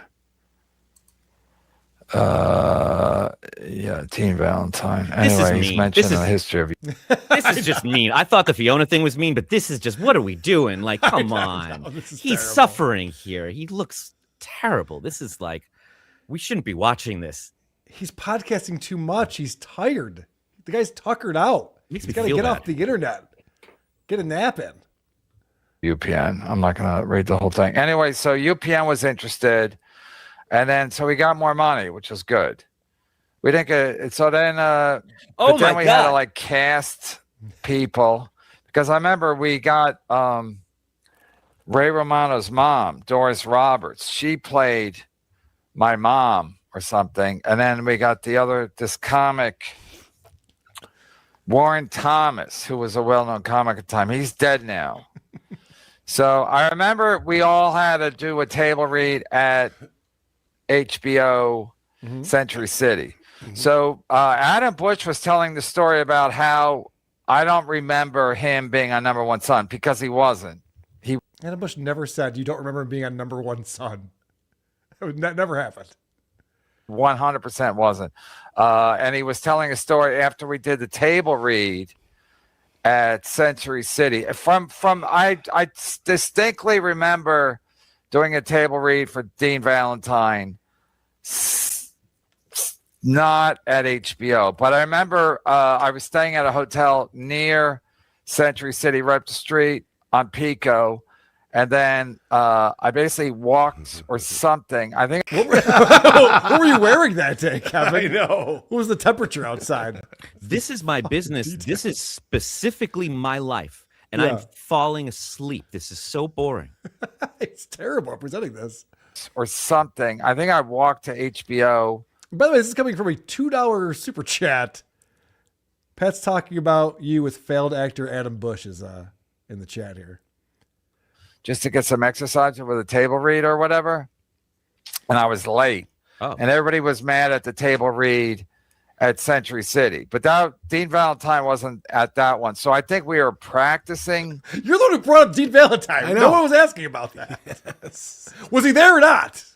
We were just, I think what we did was we hired different people. Okay. To do a table read to get so HBO could get a feeling for any strengths or weaknesses, and then I think later on we did a smaller table read for Dean Valentine and somebody else at UPN, and I think that was at UPN. Okay, so far he's really showing you that you don't remember anything, Adam. He remembers exactly what happened in all of this. What's funny is that I did say he had just won the Toronto Comedy Festival, and it was actually the Aspen Comedy Festival. I got that wrong. I'm not saying you should be offended by it, but he doesn't seem to care about that. What is his issue exactly? Okay, well, let's find out, because you said he said a nice thing to you, and it stuck with you. And he said it to you in an elevator. Mm-hmm. And you've told that story now on my show and Pat's show. And this is the problem that Kevin has with all of this. It's a little, I mean, we're talking about 1998, so we're talking 30 years ago. But I specifically remember being late, Doris Roberts, Warren Thomas, and I don't know. But I think that's what Adam Busch is talking about. But that was not Number One Son. Number One Son was 2004, 2005. We were never in an elevator because it was all, at that point, HBO had mostly relocated to Santa Monica, so everything was in Santa Monica. Every meeting I had at that point was Santa Monica. We never were in Century City because even I thought it was great because Century City was kind of a pain in the ass to get to. So he doesn't know what he's talking about. This is amazing. So Kevin goes, we were never in an elevator, Santa Monica. Adam doesn't know what he's talking about. And then, not long after he says that, as he's meandering through the story and going through these different hoops, he says this. Anymore. So Adam Busch was saying that in the elevator down, and we absolutely did take an elevator up to do that. Unfucking believable. That was his big sticking point. There's never been an elevator in California. What are you talking about? Adam Busch? And he's like, oh yeah, we actually, there was definitely a table read, and then we took an elevator back down from the table read. The table read where Doris Roberts was there and Warren Thomas. And again, I don't remember all the other particulars, but I do remember I was late. They were mad. We did a table read, but that was just Doris Roberts and anybody else showed up. They were doing a favor to HBO to help us, work out the kinks. And that was not Dean Valentine there, the president of UPN. Right. Anyway, Adam Busch was saying on the elevator down, I said to Adam Busch, hey, good job. You did a good job. And so he was saying that I was never on an elevator. No, you were saying you were never in an elevator. Adam said you were a great guy, and he was hoping to get a show with you that you created, and you said, fuck that asshole Adam Busch, he's a liar. Yep. That's why we're here right now, Kevin. And I wasn't. For Number One Son, I never got an elevator. We're not talking about Number One Son. 2004, 2005, 2006. I was never on an elevator for Number One Son. I might have been on an elevator with Adam Busch, but it was not Number One Son. I think it was just called the Brennan pilot or something, something like that. It was 100%, 1,000,000% not Number One Son. Right. When Adam Busch might have been at the table read. He might have been. Was Dean Valentine there? We don't know about Dean, but it's possible that Adam Busch was there. I have one more clip because after all of this, and again, I'm like scrubbing through this. He just goes on and on and on about, you don't know what the fuck you're talking about. What's the point of even watching these shows? Pat Dixon and Adam just spew all this nonsense. And there was never an elevator. And then there was an elevator. And then he says, well, it turns out everything Adam said was actually accurate. So Adam Busch might have been on the table read. And I might have said, hey, good job. you did great or whatever. That's usually what you say, especially if people are doing you a favor. And it might have happened on an elevator, right? Yeah. That's the whole point. But it was not Number One Son. That was in 1998. Number One Son was 2004, 2005, 2006. It's really 2005, 2006 because 2004 was the end of 2004 when there was any interest in. 2005 was Aspen, and then what happened, Grandpa? Which was the style at the time. I know, it's so Grandpa Simpson. I got the HBO half hour in 2005, and then we taped the pilot in 2006 because we got married after. So it was 2005, 2006, Number One Son. There was no elevators involved. Everything was Santa Monica, and then we did the taping in Hollywood, but it was not. It was on a whatever. So he doesn't know what he's talking about. All right, Dad. The waiter just wants your order. Yeah, I know. So, Adam, I don't know why Kevin got it stuck that you said you were on Number One Son. You literally said just the opposite of that. You said there was another pilot. Now, what's crazy is that the way Kevin's telling this story, this was a deal that was done in the 90s. And you're saying this was after Number One Son wasn't picked up by, was it NBC? I don't know the history of Kevin Brennan's career. I just know that happened around in 2008, that time. You're saying? With 2006, and it was the Untitled Kevin Brennan Project. And we had been doing WATP for like a year before I remembered, oh, wait, that's that guy from That's that crazy. thing. This happens a lot. This is like, there were many versions of Louis C.K.'s show. It was like Lucky Louie, something else, and then it was Louie. And to Louie, it's all the journey of his TV show. It's all Number One Son. These are all shows. It's not like Kevin had a new idea. These are shows about his family, mostly about his brother Neil and why, who is the favorite son to the father. Because in real life, Kevin's father never told him he loved him. That's what we know from Kevin telling us. Yeah. And he obviously feels inferior to his brother Kevin, to his brother Neil, who teamed up with the guy that humiliated him on Star Search and then rode that to success and fame. Yeah. So I understand where he's coming from. But this is like Louis C.K. renting out Carnegie Hall to accuse Mike Rafferty of being a liar and that he has no character because he said he was on Lucky Louie instead of Louie. Right. Yeah. Who gives a fuck? That's not the point at all. The point of the story was to actually make Kevin look good, and he doesn't know how to handle that. And he says it a little later in that thing. He goes, so they're all saying that, I can't take a compliment and I'm broken, but Adam Busch is a liar. Well, that's clearly you not being able to take a compliment. WATB actually had a great episode where Eric Zane was watching and looking forward to reviewing MLC, and Kevin came up and Eric was like, he's like, what happened? what happened? And he was planning this whole bit, and then he couldn't do it because he just felt so bad because he thought he was doing so poorly because he looked so bad. And I feel the same way. Like, this is just mean. There's However, a lot of filtering too that's on Kevin's face, as you can see. A lot, and it's not helping. There's like, I don't know if it's lobotomy scars or what's going on there. But let me just say this. This guy is obsessed with his brother and with his father. And he has this thing called Number One Son. And he says there in that rant that he told his agent, if it gets picked up, say number one. If it doesn't, say number two. That's it. Don't say anything else. So I know what I sound like when I say this, but if somebody has a better explanation, please offer it up. It's Number One Son. It means so much to him. The idea that one of his decided enemies is involved in Number One Son enrages him because I'm not the number one son. Neil's not the number one son. He's the number one son. So that's why I've been making the same show for that long and why I begged that agent to please just, can I hear it once? Can you just say it once? Tell me I'm number one. Tell me I'm the number one son. I was listening to, I forgot, maybe it was Cardiff talk about this, because he goes, I don't want to hear that they love me. It's just not going to work out with the schedule, fall schedule or whatever. Just if I got it, say number one. And if I didn't get it, say number two. Where it's like, well, you could also just say yes or no. Yeah. Right? They could just leave a voicemail just saying yes or no. I never thought of that, though. You're right. He needed to hear that.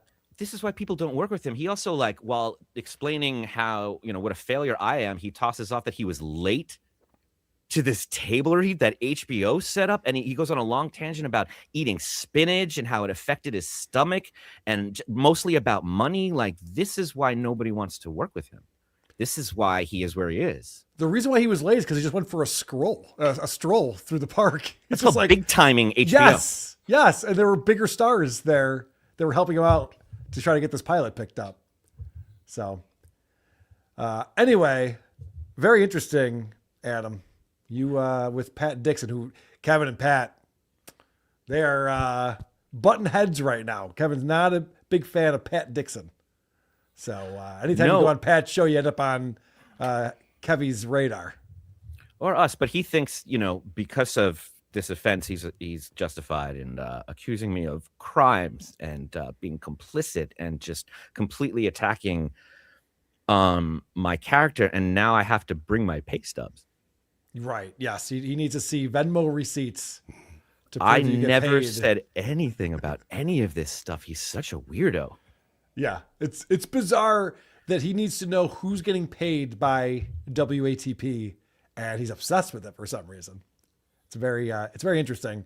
That's how this guy lives his life. But we don't support senior abuse. We're not in favor of it. It just, Kevin needs answers to these questions. I'm glad we provided it.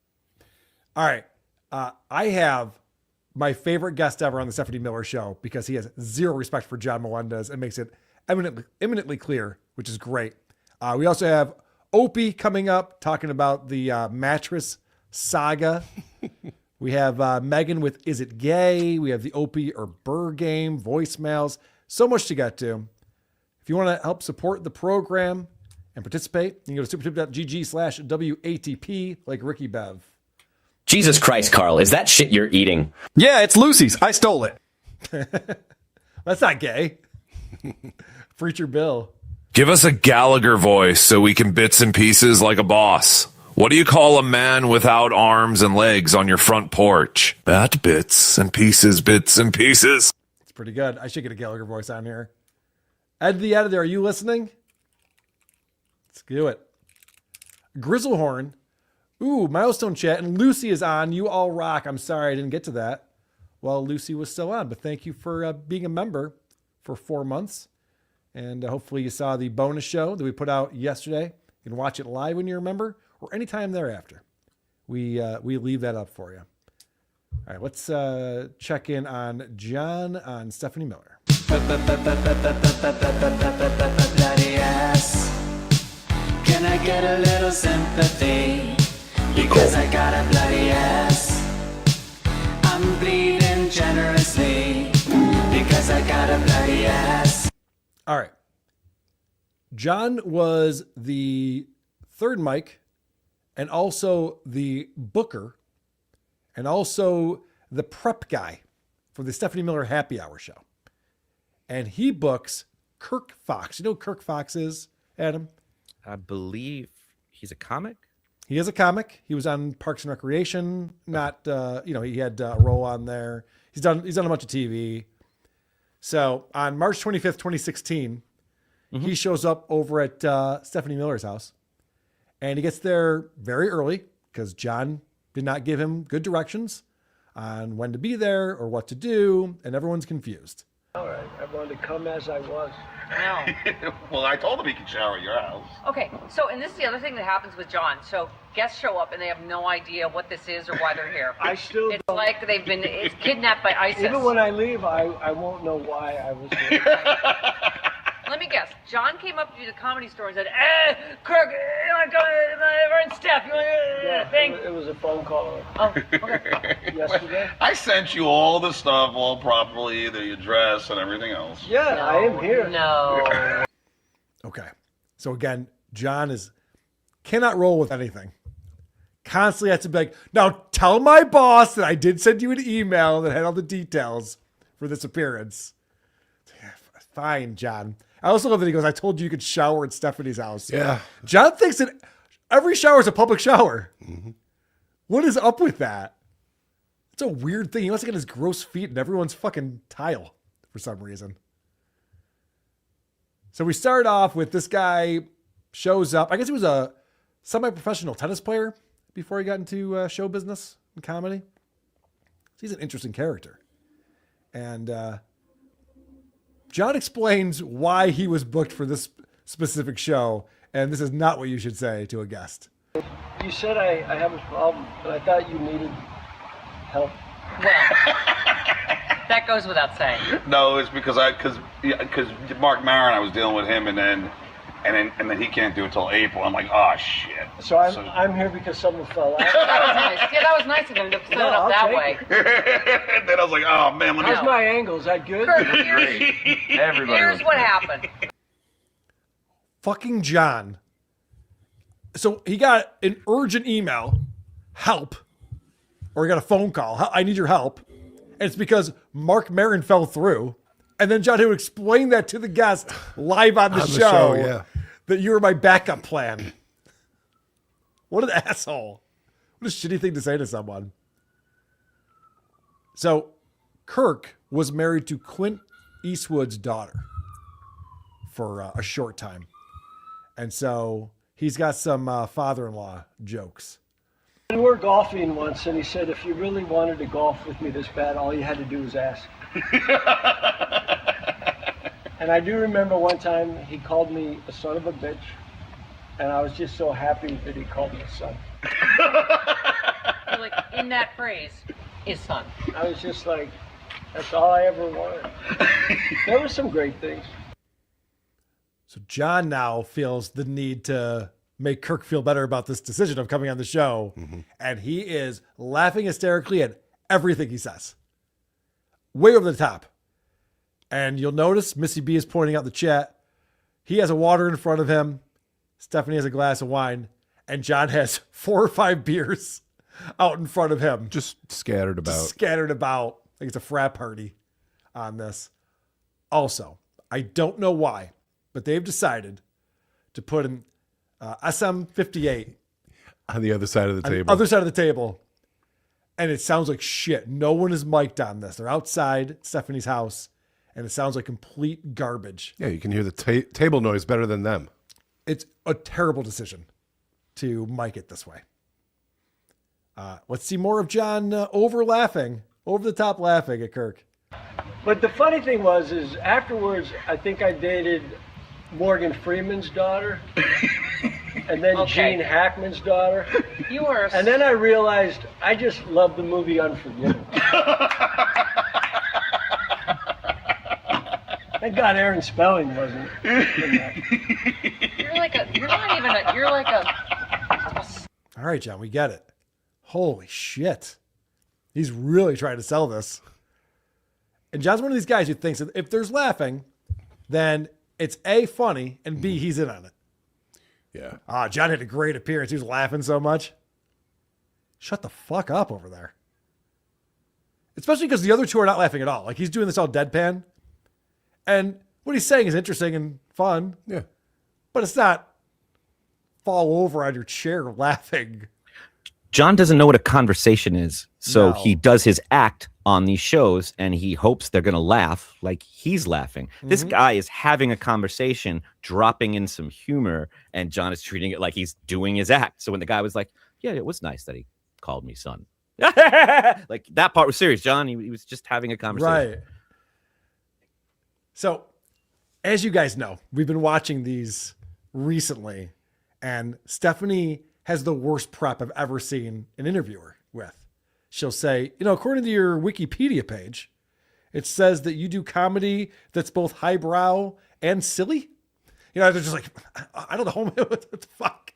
So we find out, because I was speculating about this before, we find out who is the one who's getting Stephanie this amazing prep that she's using for her interviews. Oh, okay. So John, first of all, didn't tell you what you're doing, and he sent me one page about you. So I will leave all I know is I will leave here and still not know. John printed out a single page from this man's Wikipedia. That's the only thing John knows how to do, is print out Wikipedia and hand it to Stephanie. Here you go. Here's your prep.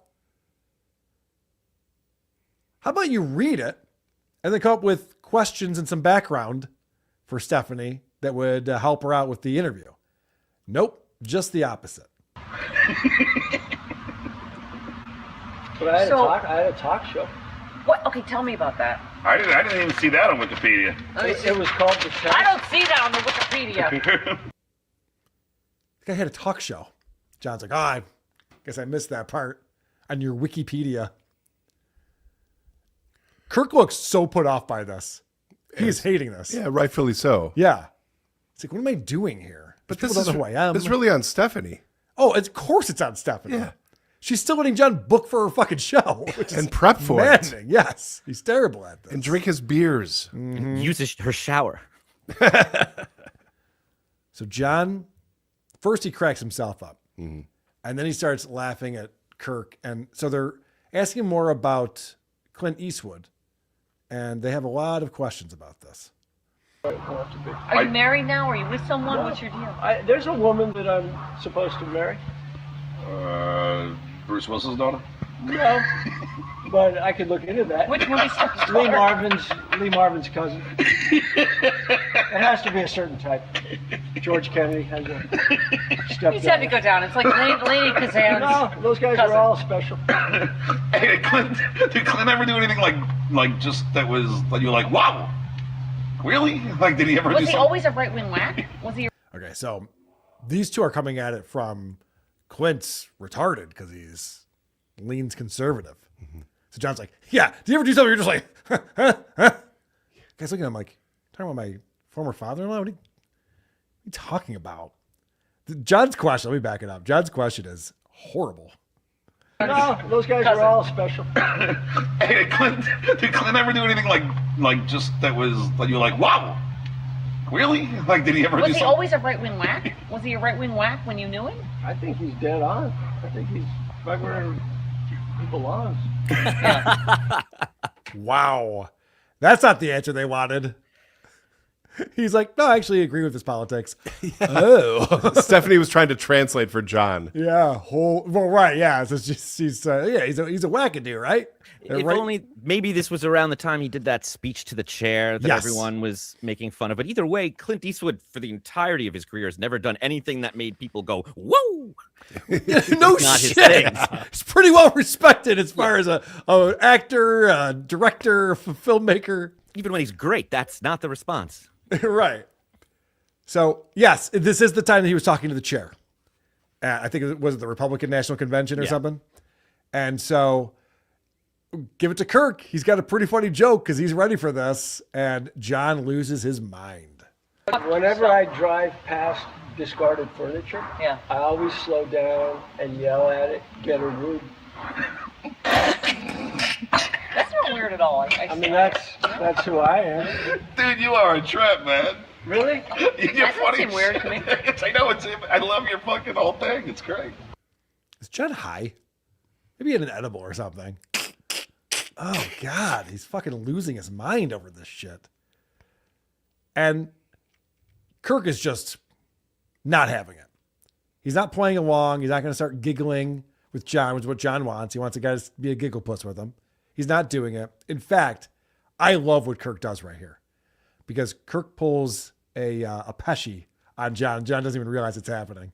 I know I love your fucking whole thing. It's great. The whole thing like it's a thing? Well, you. You're a thing. I like your personality. It's fucking hysterical. Is this a personality? You think? It seems I'm close just enough. asking Close him. enough. Don't defend him. No, I'm not gonna. Don't trust me. I mean, I have a 186 IQ, so what I try and do is my downplay God. it enough to appear engaging to humanity. So wait, what was that like being a? John should be able to relate.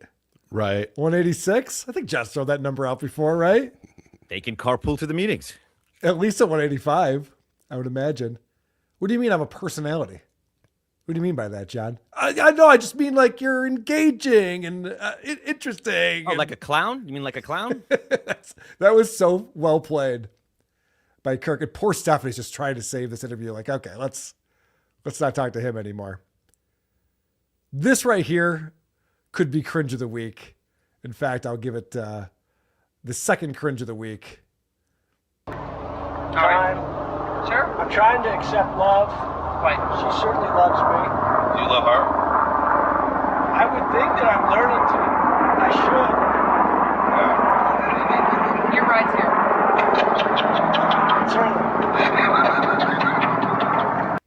So apparently Stephanie lives next to the airport.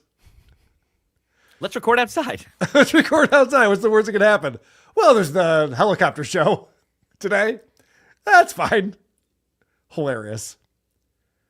This is my favorite clip of this whole segment because John tries to help his guest out with the plug, and watch how Kirk handles this.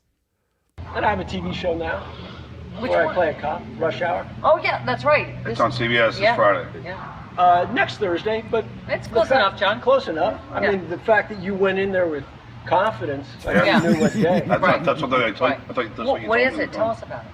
Hilarious. It's this Friday. It's next Thursday. But go ahead and just act like you know shit. Why not? That's fun. And then John's response, I thought that's what you told me. I printed out the. It wasn't on your wiki page. How am I supposed to know? Fucking hilarious. And what's great is that when John fucks up, and we've been playing him on Howard Stern, some clips recently on Living with the Past, and I think I played something on Dabble Point this week. I don't know. Somebody shows. John can't accept blame for anything. He has to point out that other people suck at stuff. You know, this whole thing with Gary Delabate, where Gary's like, you know, John, I heard you sell the stockbroker, asking about stock prices. That's not what you should be doing on the phones here. You work for the Howard Stern show. You should be answering the phones, talking about the Howard Stern show. And John's immediate response was, you talk to Sal about stock advice. And Gary's like, I don't. And fuck you, I'm your boss, so if I did. Yeah. Gary was my hero in that Yeah. clip because he's like, don't deflect. Right. Don't deflect. Now, there's not enough people in the world to say that to John because that is his go-to. Which is why John does not like Gary Delabate to this day. And it really breaks your heart because it becomes apparent. Gary loves him and he knows him. Like he knows what a piece of shit he is. And he loves him. And John thinks that's his biggest enemy. Yes. And you see that John does the same thing on the Stephanie Miller show. I got fired. This is true. Now, Kirk. Stephanie, correct? Yes. Okay. We really are both in a hostage video. We don't know each other. We don't know why we're here. You don't think we're John all- has given neither of us any information. No, I did. We're That was just- Sean's fault. Right, it's always Sean's fault. Well, God well- damn you, Sean, Well, you God forbid you blame Sean. Sean's doing the best he can with what he has. Wow. Not even trying to be funny. Nope. And you know when he's trying to be funny because he ends it with the yes. Which I believe we determined is spelled H-H-H-H-H-H-H-H-H-A-A-A-A-A. If you're wondering at home how to write that in your notes. Well, God forbid someone blames Sean over there. I guess he's the golden child who can't do anything wrong, right? Yeah, no, you're the one who books for the show and does the prep. And you failed miserably at both those things. That's why we're calling you out, John. But he said he delivered it all properly. Yes. This is everyone's fault but mine over here. It's crazy. This interview is so awkward. Kirk seems to want nothing to do with this. He obviously showed up hours ago because he didn't have the time, communicated to him correctly. And so he's just been sitting around wasting his time. They set up this fucking one microphone on a table. There's guys like walking around them with cameras for no reason. They could have just left this shot the whole time. It would have been fine. So you have these awkward things of like behind Kirk's head and stuff. Yeah. How about more mics instead of more cameras? Right. Maybe if we could hear it better, that'd be better than just like looking up that guy's nostrils. This is great because, as I mentioned, he was on Parks and Rec, and John asked a question that Kirk handles John beautifully. So Parks and Recreation. What about it, John? How was Amy Poehler? Was she Fantastic. You do know that she's great. Yes, lovable, no, but smart. I've funny, never hung funny. out with her though. Yeah, you probably won't. Parks and Rec. What about it, John? Is it fun working with Amy Poehler? What do you think? I've never hung out with her before. You won't. That was amazing. That's my favorite. As Missy B pointed out, there's 5 beers just on the table. So we know that's not all he's had to drink today. And they've been there all day. So he's wasted. He's wasted. And Kirk's not having any of it. They were asking, he's another guy that's on this happy hour show where they're supposed to be drinking. That's just drinking water. He's like, I don't drink. Yeah. John really knows how to book him, doesn't he? I feel like he's mocking John the way he keeps bringing the water to his mouth and then not drinking it. As John keeps chugging and chugging. He's been doing that the whole time. He's had that one sip left and he won't drink it. It looks like Yeah. So John's talking to him about his experience at Parks and Rec. And this is a question that only John Melendez would ask someone who got to be a star of the show. We got the work done. Yeah. It was the Did blast. you guys go out after and have beers or, you know? I had to go. Did you guys go after and get beers? What the fuck is wrong with that guy? What the fuck is wrong with him? You were with Amy Poehler. How's she? Great, John. Did you get beers with her? Does she like anal? Yeah. Did you ask her? Did you ask? Missed opportunity. And then you want to talk about a fucking dumb question John has. This is not well thought out at all. She's married to another comic, right? From the guy from SNL, no? No, she was. Oh, okay, that ended. Yes, it did. Talking about Amy Poehler. She's married to another guy, right? You know, what's his lips? Not anymore. By the way, it's Will Arnett, not a person from SNL. So, John has no idea what he's talking about. And so he goes back to Clint Eastwood questions. He decides, let's bring this conversation back around to your former father-in-law. This guy was not married for very long, hasn't been married in a long time to this woman, but they're fascinated by this. They just keep bringing it up. Did you tell Clint that you were a big fan of him and all that? Well, everyone knows. Right. No, I know, but did you have any uncomfortable moment with Clint? Like They were only uncomfortable for him. I was happy. I was having Mexican food with Clint Eastwood. It all worked out just fine. It's all fine, everybody. And you're still friends with that? Why wouldn't I be? Well, you're divorced. I mean, I got divorced. The marriage wasn't, it was... How telling is that? Are you still friendly with your former father-in-law? Yeah, why wouldn't I be? Well, you got a divorce and like the Susanner's family all hates my guts. Yeah, he started talking about it. Yep. I assume that's just what happens. Your former in-laws all hate your guts. They start accusing you of being an alcoholic, right? Right. They don't want you around the grandkids. Boilerplate. That's what happens, right? Tale as old as time. I am making this a 2-parter. Okay. Because I am loving this interaction between. I'm a big Kirk Fox fan now. I am too. I've just discovered. I'm furious with Stephanie though, and She I feel like the sucks. only way she could redeem herself is to fire John on the spot during this interview. Mm-hmm. Well, I will tell you, he only lasted, I think. Well, no, I guess this was March, so I guess he lasted a few more episodes. There's Mark Maron did come on after this. Have we done the Mark Maron episode yet? Yes. We Yeah, did. Did. Oh, I do not remember. We did, that. yeah. Okay. He's similar to Kirk. Yes, He, that's like, right. Rope-a-dopes him. He brings him in and then he pushes him Mhm. out and he That's shoves right. him out. He's very intolerant towards the end. But one thing to remember about Stephanie Miller is that this is not her gig. Like, she has a successful political show that's her own thing. Everything we watch is her like after hours hangout thing where she is trying unsuccessfully to do something that she has been duped into believing John knows how to do. So she's just trusting him because this raunchy Howard Stern like thing is not her bag. She assumes, yeah, he's giving them the finger. I'll try and we'll just see how long it takes for that hatred to win over the gaslighting and for her to come to her senses. No, it's a good point because when they first started the show, some people would be like, we fucking swear and fucking shit and fuck. Right. You know, it's She just like, she thinks that's what edgy radio is. Right. We are watching it evolve. Yes. People are She used to should seeing be her. better at this, Well, but- they're used to seeing her deliver the news or just be more formal. So in her mind, Mhm. her saying those words means something. She's trying to be something she's not, and I'm glad she moved on. Well, let's not forget she was Sister Sleaze with Brother Wheeze. Going back to her roots, I understand. Here in Journey. Rochester. So there's that. All right, we got Opie stuff coming up. Opie was on with Ron, and then Opie was on with Tony P. Talks a lot about his name and how much that bothers him. and a secret that his mom had. How's that for a tease?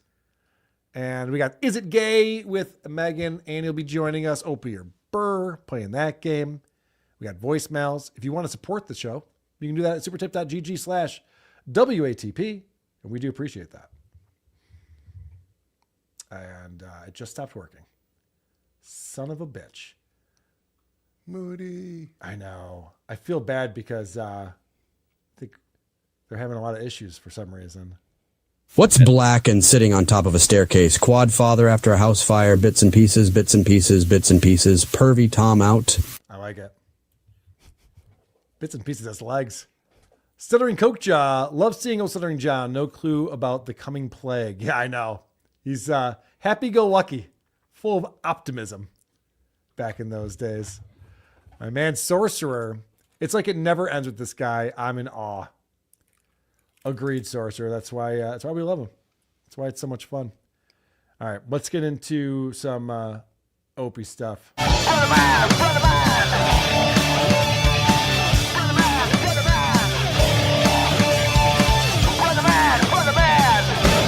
Ba, ba, ba, ba, ba, ba, ba. Are you doing some prop comedy over there? No, this is my actual life. Okay. I'm like Carrot Bottom. Before we go. Oh, okay. Now it's all right. Okay. I see what's happened here. You want to make Lucy feel bad. So Crackamico, the great Crackamico, put out a diss track for Opie just today, just this afternoon. Thanks to everyone, including Jody B, who sent this over to me. Let's check this out because Crackamico does some really good work, and he does this too. I'm not leaving anything alone. Leave it alone. I'm not gonna leave it alone. You didn't leave it alone. You're the one that made the fucking face when I'm making jokes. It's self-deprecating humor. We do it all the time. Lighten up. I'm trying to fucking keep it light. I don't want to keep this light, all right? Do what you want. Open up your soul and take it. Peel back your legacy when I get up in a motherfucker for the man cleavage, even if I leave him naked. Greg shells, stomping on them Greg shells. Smoking on that OPAC till my breath smells when I exhale. We smoking Destroyer pack. We smoking on Opie. Nobody will employ this hack. We joking eat Kobe. He picking that narcissistic nose and snacking on bogey. We smoking Destroyer pack. We smoking on Opie. You fucking suck, man. I don't know how else to say it. Long Island Radio, the PD gave a song, you played it. Until an Italian with talent came and made you famous. Act like you the master who created it, you're fucking shameless. Sat back and scratched your anus while two of the greatest entertainers in radio history consistently cascaded jokes, evading interruptions and callers you slammed the brakes with. Trying to ease the tension of your pissy mood and shitty faces. You could've just sat back, made millies and chill, kick back as a laugh track, but you ain't wanna hee-haw. Guess it reminded you too much of Jackass. Op sport of the board op, did a poor job, made a lot of profit. Even if you say you earned that cake, I'm still stomping on it. You was the captain, steering the ship, Shipperson. Straight into the rocks, ain't got fired, we quit listening. Now it's his fault for chimping out, but you still could've went to bat for the man. Brought laughter to the fans and the cash to your bread, instead of stabbing that knife in the back of your friend. Then you all went your separate ways and put the show to rest. Destroyer's no exterminator, he could not control the pests. We started attacking him, but he the one that made us mean. Plus he got the thinnest skin of any snake you've ever seen. Years went by, you all suffered your own losses. Jim came out the closet and started burning crosses. What's crazy is that Ant can drive a Shelby drunk and bite a hoe. Dropping in, fuck a teen, still somehow be more likable than you at least. Plus he's not who this song about. The fans hate you so much that I got paid for what's coming up out of my mouth. Would've never done this on my own dime for your old crimes, look at you now. From a hot model to a slot body, from a shock jockey to a low cow. And I would've thought by now that maybe you'd mellow out. Barking at mics at like 5 in the morning, I think it's time to put this old yellow down. Had an obsession with being number one in radio, wanted all of the power. If everybody call him Opie, I'ma call him Wrong Howard. Why the fuck is comedian up in your bio? Gotta be a mistake, son. You could never even take a joke, brother man, let alone make like one. Like holy ass, what the F? Who the man? Not you, man. Millionaire taking super chats just to ring out remnants of his OnlyFans. A 69-year-old man with a purple mouth. Greg still got them sugar titties. Sweetie pulled them nurples out. Only Jesus knows what's happening behind them walls. Probably got that doggy licking peanut butter off his balls. Open up your soul and take it. Peel back your legacy when I get up in a motherfucker for the man cleavage, even if I leave him naked. Greg shells, stomping on them Greg shells. Smoking on that Opac till my breath smells when I exhale. We smoking Destroyer pack. We smoking on Opie. Nobody will employ this hack. We joking, he coping. He picking that narcissistic nose and snacking on bogey. We smoking Destroyer pack. We smoking on Opie. I say boring. It's not boring. None of this has been boring. You're trying too fucking hard, you loser. I'm fucking great at this shit, dummy. This is a fan-funded diss track from Crack and Miko. Hello, Brendan. Is this Brendan Schaub? I got that new sound Thick Boy Records is looking for. Now, people are wondering, Adam, if you're the one who put the money up for this. Did Adam pay Crack and Miko for that Opie song? I'm just saying, I love it. It's a banger, and Thick Boy Records should put it out. Thick Boy for life. I don't think Thick Boy Records is still a thing. Now, what I'm interested to see is how Ronnie Babes reacts to this.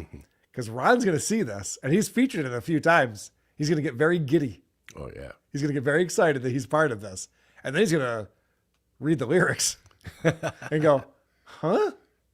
What? Who have I hitched my wagon to? Yeah, what is this? What's a lol cow? I hope you ask Opie what a lol cow is on the next stream they have. I would love to be a fly on the wall for the conversation those two are going to have about this. Right. And how you're not allowed to talk about it and don't bring it up. Hopefully, Ron misses that call and hops on the stream with Opie and brings it up because that'd be very funny. So, Opie did a stream this afternoon. Did you know that? No. This is rare for him. Opie decided to hop on his phone and start streaming to the masses. His huge internet following. He's in the car?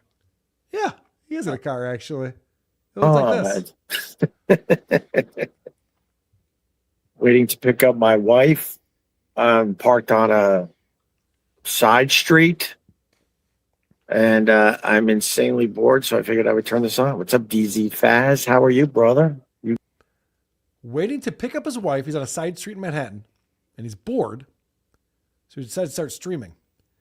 Now, I think there's a few things going on here.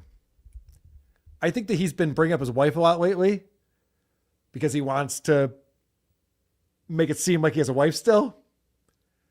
And I don't believe this story. Why would he need to be sitting on a side street waiting for his wife or to pick up his wife? Because this is 65 minutes later. That's how the stream starts. 65 minutes later, this happens. Oh, my wife is done. All right, I got to go. My wife just texted. That means I got to go pick her up. Guys, thank you very much. Thanks for checking this out. Hit the like on the way out. Make sure you check out the Opie Radio podcast. Subscribe wherever you get your podcasts. And make sure you download a few of the episodes. She's calling back now because I keep not accepting the call because I'm trying to end the live stream. Also, what else? I'll be live streaming tomorrow morning. I hope you join us there. Bye. Thanks, guys. You guys were cool. That's how it ends. It continues on for another 5 minutes. Somebody does not stop the live stream. And yes, Anthony, he was double parked, which I also found very annoying. And he sat there for over an hour. Look, he shows. What's up, DZ Faz? How are you, brother? You good? Hope you're good. We'll look at the street in front of me. There you go. Hey, Ken Mosca. What's up, Kenny? How are you, brother? Good to see you, man. It's been a minute. So I'm sure there's a scenario where it makes sense that he'd be double parked on a side street for over an hour to pick up his wife. No, that's not true, actually. He was waiting for an hour, and then when she called, which could have been any moment, he sounded scared. He's like, if I don't pick this up right now, he sounded like he was going to get in trouble if he was caught streaming or something. I'm just not buying it. It's just weird. Yeah, why does he have to go suddenly? Isn't she just going to get in the car? That's a great point, too. If he's picking her up. He's double parked somewhere. There's no stopping by the exit of wherever she is. Right. But really, best case scenario, I think he's got to pick up the kids for his weekend. That is best case scenario. That is the best. So he gets there to pick up the kids for his weekend, and she's like, "No, I told you today. It's not until 4. I have the kids until 4." Specifically said, do not double park. That's an interesting theory. Okay. Well, Adam, you were checking out Opie's streams from last week. And I think we have some updates, of course, when we were checking in on the Opster back on WATP this past weekend. We saw that Opie was very proud of himself. He pulled a California King mattress, actually 2 California King mattresses, out of his house, dragged them all the way to the curb, where he was going to donate those to whichever neighbor wanted his old mattresses. And we're going to get to the exciting conclusion of that. But first, where do you want to begin on the 28th of May? Like the movie Anchorman, they try and do some fake like banter as the stream comes up. But in reality, it's just so forced and phony. Come the cloud. What's the other verse? I don't know. Ronnie goes, "Did you hit live?" Yes, I hit live. Ronnie Babes. Opie goes, "Hey Ron, start saying 'Here come the clowns,'" and I was doing it for 3 minutes. I told you that there's a delay when I hit live stream. Look, we're already at each other's throats. I haven't seen you in 4 or 5 days. I miss you, Ron. I know. All the DMs are like, "Yeah, Opie needs to treat you nicer." Oh, shut up. That is an interesting peek behind the scenes. We find out that Opie's giving directions because he starts these streams. Sometimes Tony P's talking about the vet and bringing his dog in he's concerned about. And now this one, you have Ron singing, bringing the clowns or whatever. But Opie's directing them to do these things. So that it can make it seem like it's sporadic. Wow, look at me. We're just... Yeah. And then he's friends intentionally having a starting the conversation. stream at a time they don't know when it's happening. Yeah. Which is not nice to do to anybody. John does that. Stuttering John does that. Yeah, it's a shitty thing to do. All right, I where know we you going think next? they're like contemptuous and that there's real tension between them, but it's just fun and games. Oh, go somewhere else. I'll tell you the truth. People really, really love. I don't even call it the angst because in the end, we like doing this together. But we like being feisty towards each other, and that's something people like. They don't like sitting around listening to a comedic podcast where 3 comedians are all in agreement. Hey, on by the way, what is he talking about? 3? What show is he talking about? The Uncle Rico show, WTP? That's 4. We're 3. That's interesting. Uncle Rico's 3. Yeah, you're right. Probably not I there stopped watching anymore. when Bob left. Yeah, I was going to say. So it's interesting that you have Ron going, "Yeah, I get all these DMs, people saying you treat me like shit." And it was like, that's what people like. No, his response was, "Shut up." Oh, yeah, that was it. That was the original response. Go somewhere else. Thanks for clearing that up. He's he's in the middle of a rant about Joe Rogan, and Opie has to interrupt Ronnie. leaning back with his feet up on the chair Yeah. and his socks like he's at a slumber party, talking real soft. He's going to make the same mistake the old Opie and Anthony show did, and that was getting comfortable. Getting comfortable. Look, we're so great. Just turn the mics on. We could do anything. No one's going to do You know what Joe Rogan gets? Wow, is Opie admitting that maybe he could have put a little more effort into the Opie and Anthony show when he was on there? The closest he can come to that is saying we could have put more effort in. Yeah. We got too tough. I don't think anybody else looked too comfortable other than him. Jim certainly did not. No. I'm curious if Opie ever watches Joe Rogan, for as much as he talks about him. Yeah. If he's ever turned on the program and checked out what he's up to, because every time he describes Joe Rogan, it's a show that I've never seen. And I've watched a lot of Joe Rogan. So I don't think Opie pays any attention at all, just likes to bitch and complain and thinks people will go along with him. Yeah, that Joe Rogan, he sure is lazy, right? That's the problem. So there's a bar fight at the place that Ron works in Astoria, Queens, and Ron got a bottle thrown at him, and sweet.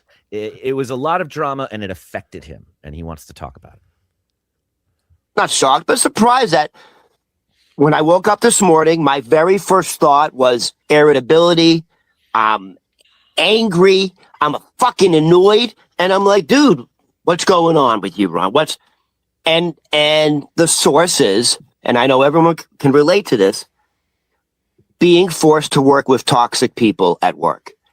Having to work with toxic people. And more specifically, if the toxic person is a person of an authority figure and you can't really do anything about it because, hey, guess what? You want to keep your job. So, and I know. Which workplace is he talking about? Yeah, exactly. This is hilarious that Opie has to sit there and listen to this. Imagine like if the guy's like the boss, let's say that, and he's the prick that makes everyone else's lives miserable. I don't know, Opie, could you imagine something like that? Everyone can relate to this, but like calling me a fucking dude, he called me a pussy. He goes, "You fucking pussy." I like it. Rod's boss. He sounds fun. But yeah, so Opie is now going to pretend like he isn't the toxic person that was the problem at work, that he can totally just relate to this. It affects you more than you think, because I really was surprised to wake up this morning pissed off. And it stems from being at work, being verbally abused. I think we're only human, man. We're only human. Oh, I think everyone can relate to this. You know, I certainly have been in some toxic environments myself, and it affects your health. Who created those environments, Greg? Yeah, right. The balls on this man. Do you think he knows right then, or he's pretending? I think he knows. Now, Opie came back to podcasting and said, you know what? I realized I had my faults. I made some bad mistakes. I shouldn't have treated people the way I treated them. And there was like this weird epiphany that he had. And then that all went away. And then he's back to blaming everyone. It's everyone's fault but his. And everyone's just a dick because I don't have the big chair anymore. That's why everyone's turned on me. They're just using me all along. So that's what Opie thinks. But now he's back in therapy. So is it possible that he's realizing sometimes the problem is internal? Sometimes you are where you are in life because you are who you are in life. I don't know. I don't know. I don't know if Opie learns shit like that. I have no idea. But I love that Ron brought that to him. And Opie's like, yeah. I've experienced that too. Go fuck yourself. He has been talking to a therapist, and this is one of the things he's talking about. And I got to tell you, my dear friend Carl, who I need to get over his death. It's been a while. I got to get over it somehow. I don't know how I get over it. I've tried. I even talked to my therapist about it. But maybe replace him with a friend who isn't AI. Yeah. Opie's a lonely guy, and Carl was like a cool friend who wanted to like do cool stuff and had famous friends and was interesting to hang out with. Yeah, he seemed like a good egg and accepted Opie at face value. Laughed at all of Opie's dumb quips. Yeah. Except for when he called his employees Olas. Olas, yes. Yeah. She's German, Opie. Stop calling her an Ola. Now that's an Ola over there. Yeah. You want to see an Ola. And I don't think Opie's found a replacement for that. What's funny is that you never hear Opie cry about Vic Henley. Not once. Never once is he like, I can't get over Vic's gone. And I miss him singing. Sherrod Small doesn't talk to me anymore. Those names never get brought up. It's just Kyle Ruiz. Did you see how his face was when he said that? Mm-hmm. Did you see the crazy eyes and the spastic? Look at him. Like, that's real crazy. Yeah. Yes. He's like, I spoke to my therapist about it and I'm still fucked up. Did he think it was going to happen once he talked to them and they were going to be like, here's the solution, and then it would be done? Yeah. Like, he doesn't even know what to do. That's what therapists do. They, they give you some pills and they go, here, eat these. You'll stop caring about Carl Ruiz. Oh, okay, well, then he is not taking them, or he's taking the wrong ones. Yes, I think you're right about that. But he does do great impressions. He is a talent. I love it when Opie does impressions. yeah, baby. Remember everyone walking around? Yeah, baby. Oh, behave. I can't do the accent, so I'll do it as a ghetto chick. Yeah, baby. If you can't do the accent, then you got to do it as a ghetto chick. Yeah, baby. Oh, behave, baby. I'm more offended by the ghetto babe. Yeah, I think Opie and Anthony have a lot more in common than they realize. No shit. Oh, that was rough right there. He does these impersonations. You'd swear it was the real person. I love the way Ron is looking at him, like, disgusted.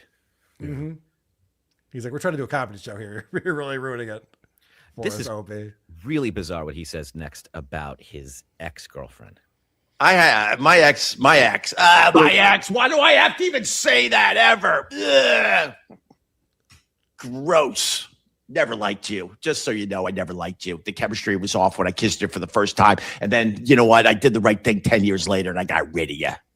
Anyway, she was a big fan of La Vida, what is it? Living La Vida Loca. Jesus Christ, bitter much? Opie's been married for years. He's got a family. Well, supposedly, allegedly. And he's still bitching about an ex-girlfriend he dated for way too long. He was with her for 10 years. But he kissed her, felt nothing, waited 10 years, did something about it, and says he has good instincts. That's a good point. So then this is what we are living through right now. It's like in 5 more years, he's going to be like, I got to stop this. So I finally stopped it. But look at what's going on, this free fall. What does she do to you? Right, and he acts like she's watching. You know what I mean? Like, that was a message directly to his ex-girlfriend. Ew, I have to call you my ex. He sounds like a 5-year-old who doesn't, girls have cooties. Like, that's not morning radio, Opie.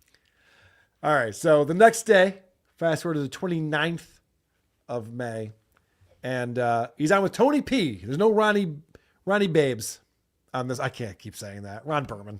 Please don't. I'm not going to say Ronnie Babes anymore. It's Ron the Waiter. He's not on there. It's just Tony P. And I will warn everyone, Adam pulled these clips. I'm throwing you under the bus. The sync is off on the video, so it's not going to line up with what they're saying. But whatever. He puts them under membership really fast. I'm not buying one. It's very difficult. But just keep in mind, Opie's been trying so hard to be a friend, like a guy's guy with Tony, the same way he was with Matty O. And he always it's too much and it's not sincere. And this just turns into creepy. Was my son, maybe, I think I could too. I'm older, but I think I could too. I could have thrown a rock and hit where you live from where I was in the Bronx Friday night.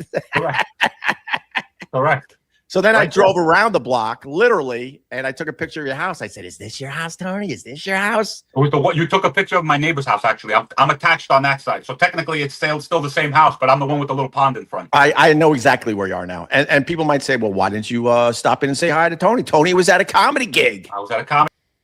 Okay.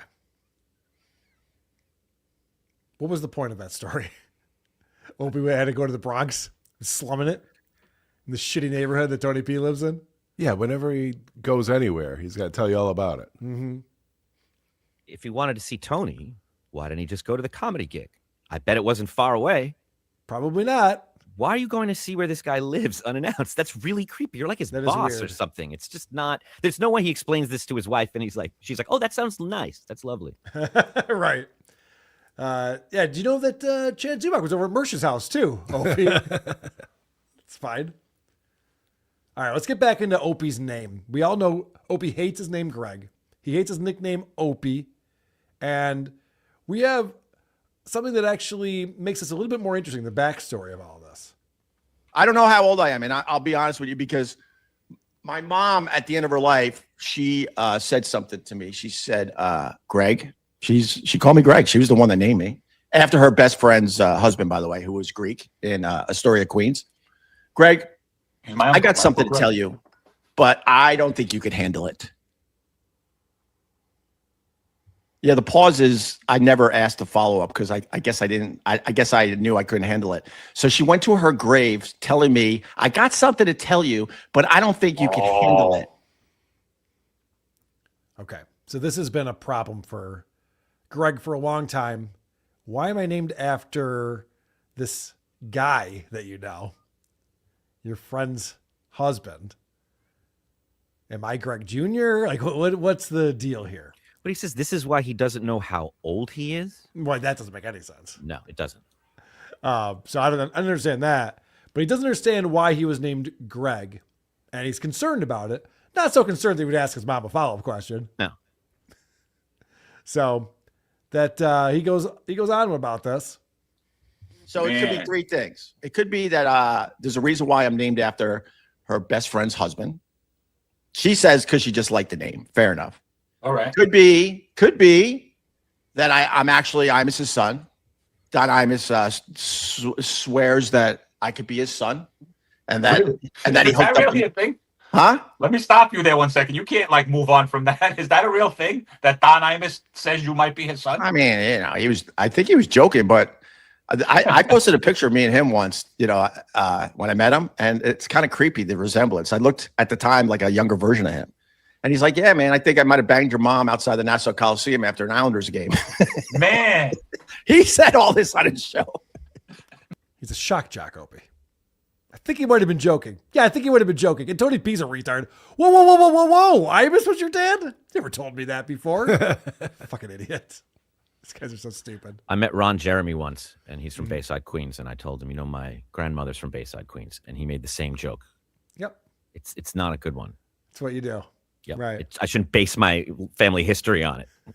Probably not. But so Opie's got some options. And, one could be that Imus is his dad. And other things could happen too. And then I'm thinking that, a lot of UFO stuff is coming out. I think I might be like a fucking alien hybrid that they talk about. Bro, we're all alien hybrids, bro. That's why we don't match. Do you get it? Yes. Everything in nature matches except us. We do everything to stay out of nature, from putting shoes on to building fucking houses. I think every nationality on Earth is an alien hybrid.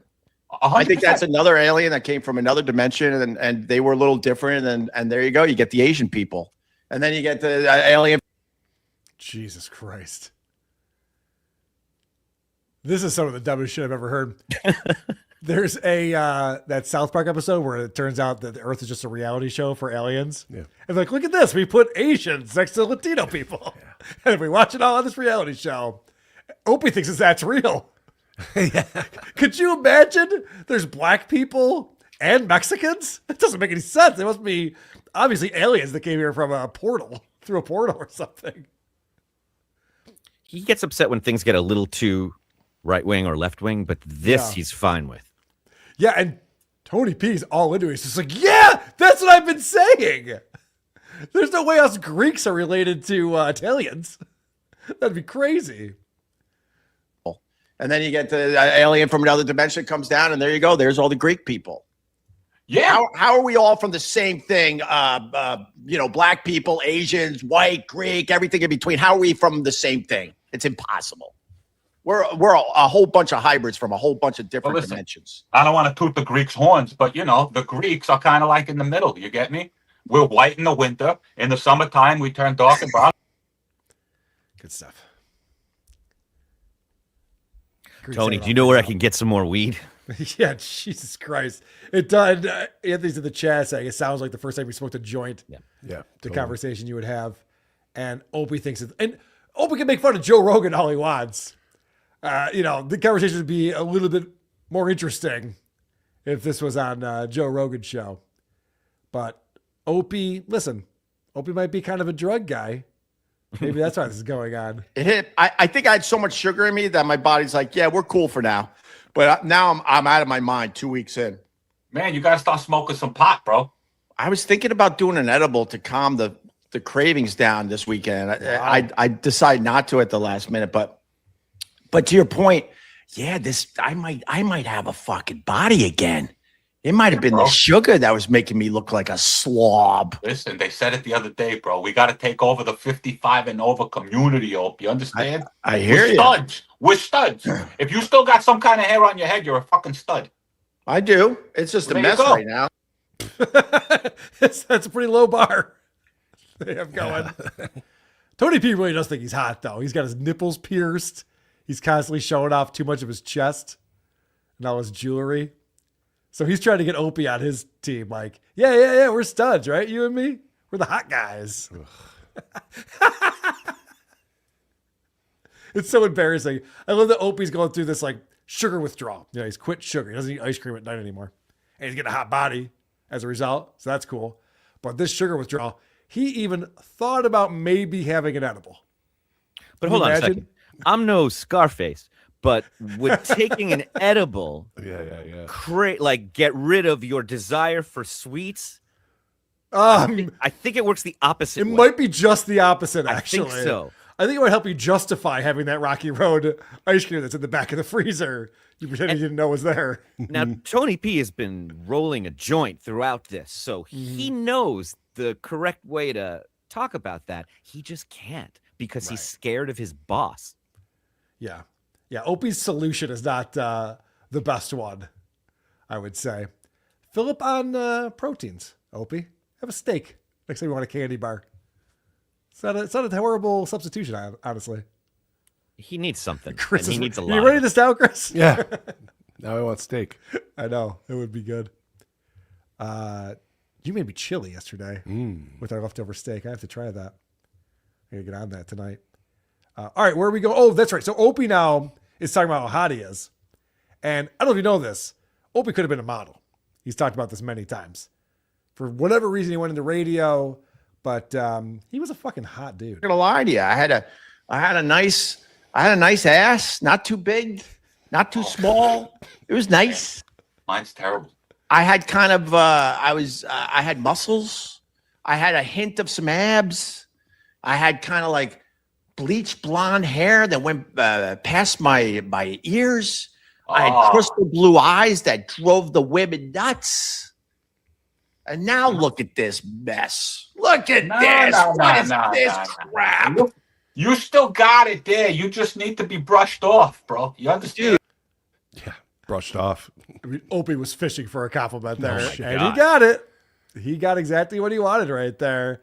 You're still hot, Opie. I'd fuck you. Come on, boss. Yeah, right. Exactly. You're too hard on yourself.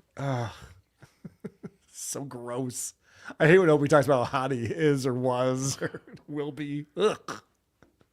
Sucks. I like when he tries to relate to the common man. Yeah. Yeah. I think that's something that Opie does very well, as we've been seeing. Do you watch basketball? Do you have an opinion on the NBA Finals? I don't really watch sports, but I'm sure I'm not going to be able to avoid it. Oh my God! Why would you avoid it? You're a New Yorker.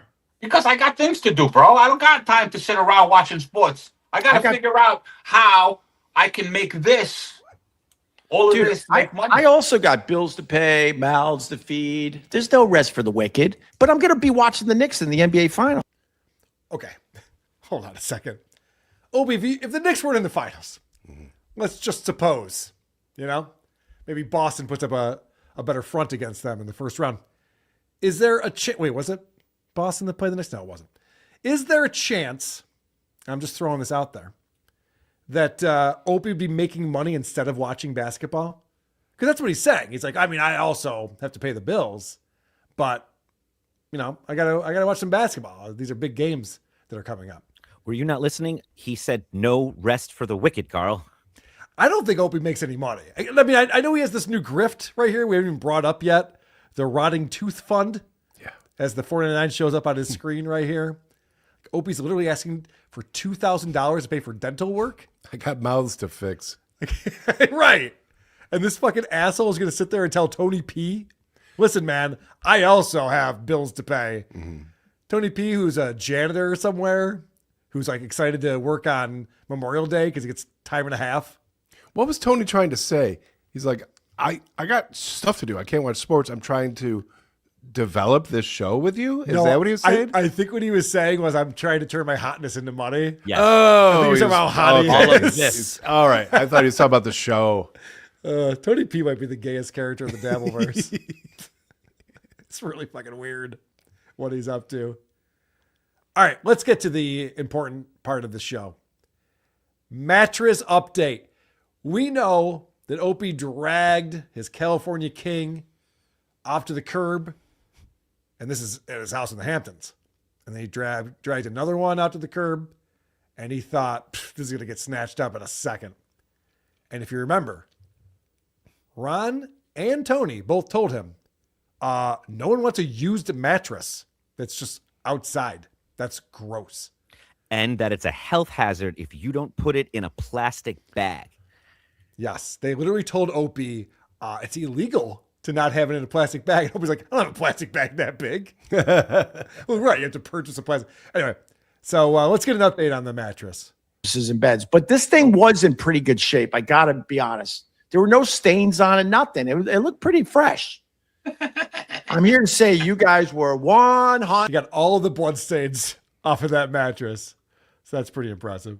No stains on it, nothing. It looked pretty fresh. I'm here to say you guys were 100% correct. No one took the goddamn mattress. Yeah. Well, the local police came by and said, we just want to give you a heads up. You got to get the mattress off the fucking street. You're gonna get in trouble with the town. Holy shit. When Rod was just like, you're going to get fined. Opie's like, I don't even know if I can get someone to pick this thing up. It's like, no, it's worse than that. Not only is the town not going to come pick it up, you might get a fine for it. And Rod was right. Mm-hmm. The cops are like, dude, you can't have a mattress out here. What the fuck are you thinking? Especially in that part of town where everyone has cameras. And the way he worded it was so manipulative. The cops warned me, like friends, you might get a ticket if you keep it out there from the town. No. Your super told on you when they came to the building and they said, who left that out there? And they said, this guy at that address. And they said, fucking take care of it or we're going to give you a ticket or a fine or something. Not the town. It's them. They're there. It's happening right now. It's not a friendly warning between friends. Hey, just FYI, if there was law enforcement in this area, we'd have to take care of this. Yeah, Wait, I'm law enforcement in this area. The town looks down on that. Who is the town? It's like some bad villain in a Batman thing. This gets really good. Oh, good. I called a place called Got Junk or something like that. They quoted me. They're like, it'll be $400. I'm like, you look like a mom and pop place. Your commercials are good. You just point at stuff and they take it away. I'm like, this is wonderful. And I'm like, go screw yourself. They're like, well, we'll come by and we'll give you an estimate right on the spot and you don't have to take it. I'm like, no, I don't want any of you people at my house. No. So I said no to the Got Junk people. He was offended. He was offended that it costs money to pick up his fucking mattresses from his house and dispose of them for him. These are not big expenses that we're talking about. He's insane. And they said, we'll give you a quote. We'll come by and look at it. And he said, no, I saw the commercial. The commercial said I point at it and it disappears. Yeah. Let's go to the videotape. I like those commercials. They're fun. Why can't life be like commercials? But he was so offended. I can't even look you in the eye, mister. Don't even dare coming over to my property and offering me a quote to get rid of my junk. I'd rather pay the fine. He's going to pay the fine. It sounds like. Play 10A. Okay. Are you ready to make junk disappear? I am so looking forward to this. We make junk disappear. All you have to do is point. Call 1-800-GOT-JUNK or visit 1-800-GOT-JUNK.com. We'll be there before you hang up the phone.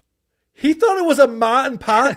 This is insane because Opie and I used to watch Hoarders together. I mean, not really, but every Tuesday morning he'd come on the show. I'd watch Hoarders the night before, so did he. And we'd all talk about Hoarders. It's a lot of fun. That was the fucking company that picked up all the junk and 1-800-GOT-JUNK was featured in every single episode of that. That's a national television show. Opie thinks it's the Ma and Pa in Long Island. And that they're lying to him. Yeah, right. But in the commercial, like there's that poofs and everything. There's a sound effect. They said, we'll come give you an estimate. And he couldn't handle that. So look at how this situation has to be resolved. That's fucking hilarious. I haven't seen this yet. My wife found a lower level company that works kind of like Uber Eats, kind of like that type of business. Right. Where you text them and you say, all right, what do you got? You negotiate a price. My wife's like, I think we can do a little better. And they're like, all right, well, we can do a little better too. And we negotiated down to $190. So half the price of Got Junk. And it's all on an app. And what they do is they find people. So you're part of this app. And let's say you got something like an old dresser. So you put your old dresser on the app and someone goes, yeah, I'll go and get that. It's kind of like an Uber driver, but for junk. And someone said, yeah, I'll fucking take that. And they came by and took the mattress off the street for a cool $194. Beautiful. The town wanted twice that too, by the way. And they wanted me to wrap it in the plastic like you guys said. Yup. You have to wrap it in the plastic. All the things they told him. He was being so indignant to them, too. He's just like, oh, you guys don't know what the fuck you're talking about. No. Just because it rained on them last night doesn't mean someone's not going to come by today. I forgot it got rained on. Mattresses. That's so gross. And Ron and Tony just like, no one's ever going to take those mattresses, you asshole. And remember, Opie was also all upset because the company that he uses to get rid of his trash charges $400 if you want to throw your grill out or something like that. I don't know. So what did he think this was going to be? When we started calling around, and it seems like a huge hassle to save that $210 or $205 that he saved. Yeah. I mean, not really. It seems like there's a bunch of apps, got junk things around that do this. Opie, tried to call an Uber. They gave him a quote and he screamed at them and hung up. So his wife had to go find Lyft, sign up, and then have them come. It's all competing. They said they'd give you a quote, haggle with them. That's what your wife did. He's either completely incompetent or his wife is like the ventriloquist dummy. And like, that's the part of him now that can get things done. And he like speaks in her voice like the movie Psycho. He's also very cheap. And even when he's talking to Ron and Tony, who are blue collar guys, they're always just like, yeah, things cost money. What are you going on about? Jesus Christ, though. He's always complaining about these things that I miss when he used to move his car. That was my favorite. Not paying $800 for parking. It was a tease, that last clip we saw where he was waiting outside for his Yes.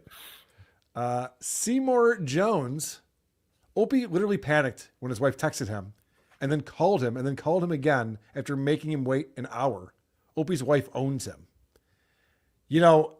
If he really was picking up his wife, as he said, yeah, that was not normal. Where he has to sit in the car for an hour, wait for his wife, and then as soon as she calls him, okay, I gotta go. Humming. Yeah, what the fuck? Maybe we're assholes. Maybe it's a serious doctor's appointment. Maybe, I don't know. Sure. But there's nothing funny about that.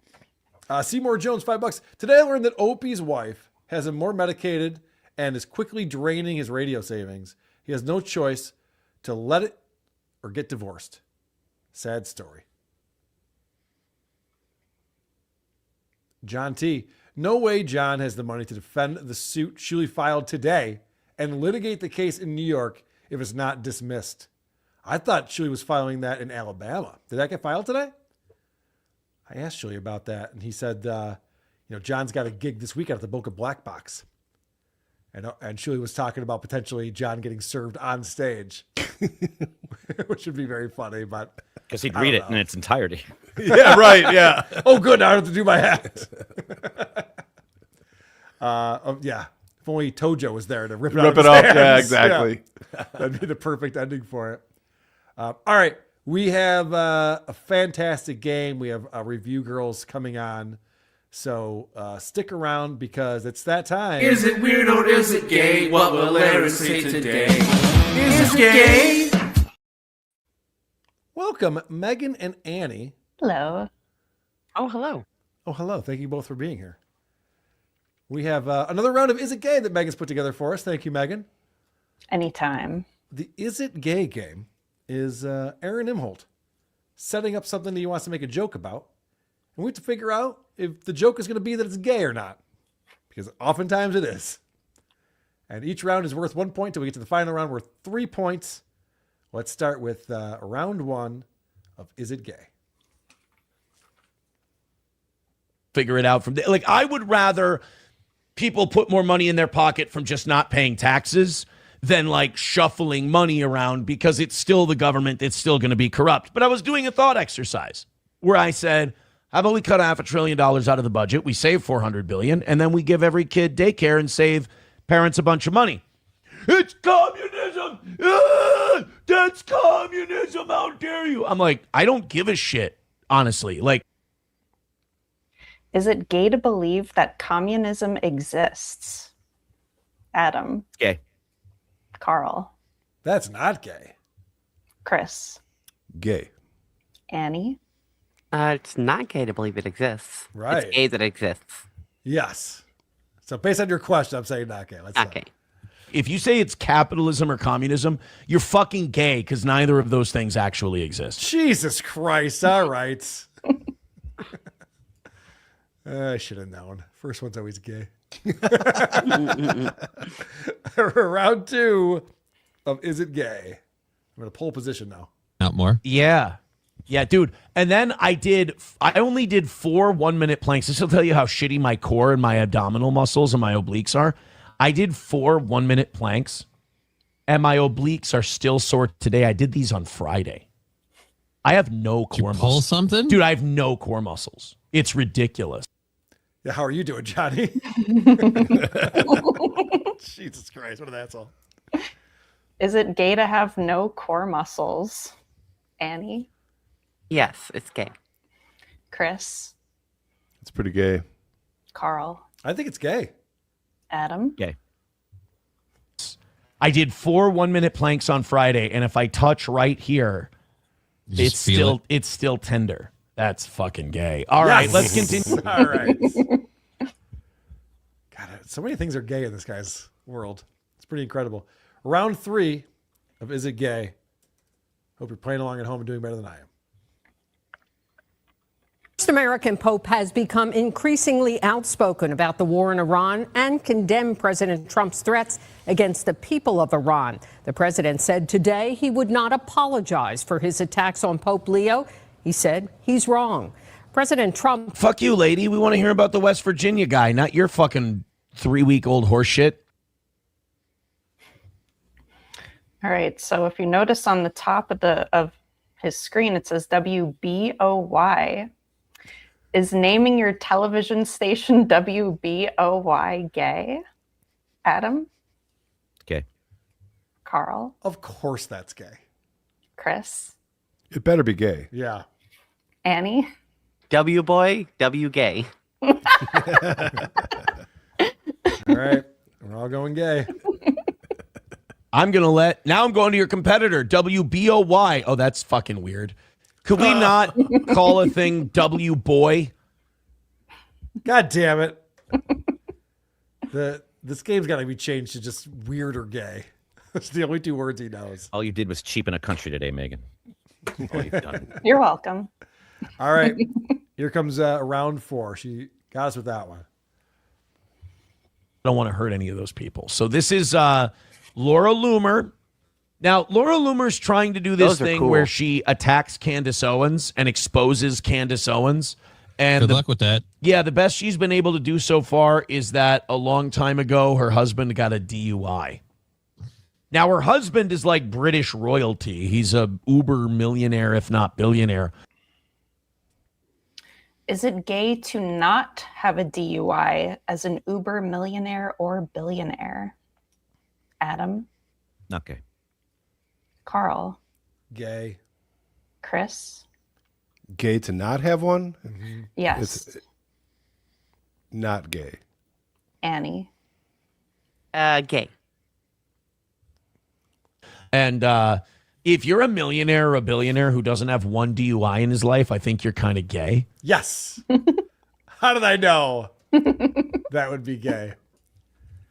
I like his glasses. That was a weird one. All right. Round 5. What are the scores right now? Four-way tie. Oh, all right. Wow. Here we go. Look at you Round 5. guys. Designate was born in El Salvador and came to America as an undocumented immigrant amid the Civil War. Bro, what the fuck is with your Catholic churches? Why do we have like a South Park Jesus on the... God, I'm even judging other Catholic churches. Is it gay to judge other churches' religious artwork? Annie? No, it's not gay. Chris? I don't think he's going to call that gay. Carl? No, it's not gay. Adam? No. Christ rules. Christ is awesome. I'm sorry, but it's weird. On the issue of illegal immigration. All right, that was weird. You didn't fool us with that one, Megan. So do we still have always the bonus round. I know. We still have a 3-way tie? Four-way tie? Yep. All right. This is the bonus round. Not the bonus round. It's the final round. We're 3 points. And the way this works is it's not just, is it gay? We're going to hear a setup, and then Megan's going to give us 3 different choices. We have to figure out what Aaron thinks about whatever this subject is. Take it away, Aaron. I like the daily sauna segment on the evening show. I like that you guys are asking questions, but I don't like some of the conclusions you're coming to. Donate money. Spit or swallow. Now, see, that's gross. MSO says if you're having exciting sauna days, you need therapy. Aaron doesn't need therapy, guys. Why doesn't Aaron need therapy? Okay. 1, he's fine. 2, he has Jesus. Or 3, he doesn't believe in it. Adam? Jesus. Carl? I got to go Jesus with this one. Chris? I think it's Jesus, but I'm going to try and win the game with not believing in it. Annie? Because he's fine. All right. Let's find out. I don't need therapy. I have Jesus. Yes. Fuck. All right. Adam and I think, tie. Correct. As the big wieners this time. Congratulations, Adam. Arm wrestle. Well played. You got a little bonus clip on here for us, Megan. Yes. Any set to this? I mean, I feel like I've seen a lot of Aaron this past year putting this game together, and there's just a lot to unpack when he is covering something that has to do with something gay, and then no matter what, he makes it about himself, and it's just a lot. So I just figured You won't. No. Look, I am the butt, of many, many gay jokes on this program, but I have never once been tempted to be gay. And I have never had anything in my asshole or put anything in a man's asshole. I've never. Is that the definition of gay? If you've had something in your asshole or not?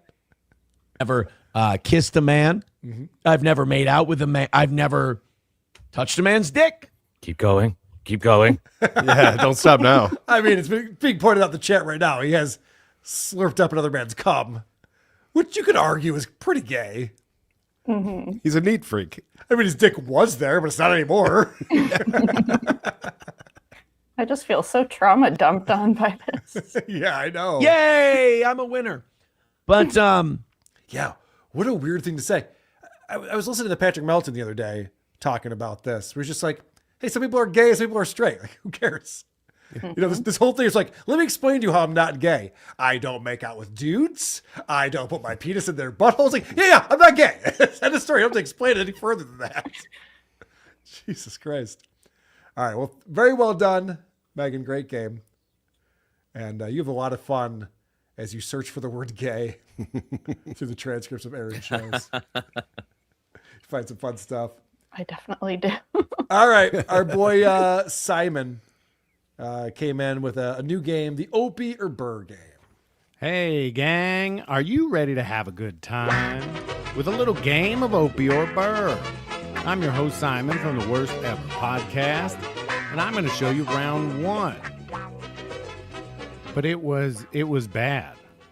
It was bad. Anyway, I don't even know what the fuck I'm babbling about here. Babbling. Time to register those votes. Damn it. He's using that word that's such an Opie word that I'm going Bill Burr on this one. Producer Chris, what do you got? That's exactly what I thought. So Yeah. I'm going Burr. Megan? Burr. Annie? I think it's Burr. Adam, what do you got? Bilber. And here's the answer. But it was bad. It was bad. Anyway, I don't even know what the fuck I'm babbling about here. Babbling. You could stop. Hope you like them dry and tame, because that's what we've got in round 2. Like, if you're going to kill your neighbor, I mean, a bow and arrow, who heard it? Nobody. You just wait every morning. You know, you just sitting across the street, getting his tendencies down. Time to register those votes. Ooh, that's a tough one. Adam, what do you got? Opie. Annie? Opie. Megan? Burr. Chris? Going Opie. Opie's the one who wants to kill people. Yeah, I'm going Opie on this one. And here's the answer. Like, if you're going to kill your neighbor, I mean, a bow and arrow. Megan. Who heard it? Nobody. You just wait every morning. You know, you're sitting across the street. You're getting his tendencies down. Good news. Bill's going to move way out east on Long Island. All right. I think Megan's the only one who got the point on that one, right? Correct. All right. Well done. Well, let's find out who's blowing what in round 3. I compare my life to how my kids are living, and when I'm telling them, it just blows my mind. Like that we would leave our house and would have no contact with anybody. Time to register those votes. Megan, what do you got? Opie. Adam? Opie. Chris? Opie. I am taking Opie. Annie? Opie. All right. Got a lot of Opies. And here's the answer. I compare my life to how my kids are living, and when I'm telling them, it just blows my mind. Like that we would leave our house and would have no contact with anybody. Now you don't even have to leave your house to get that. Well played, Simon. I think he goes, I was telling my kids something that blew my mind. Yeah, right. The kids were like, yeah, whatever, Dad. Shut up. Oh, you didn't have phones when you were a kid? Cool. Round 4 is going to have a little something for everybody.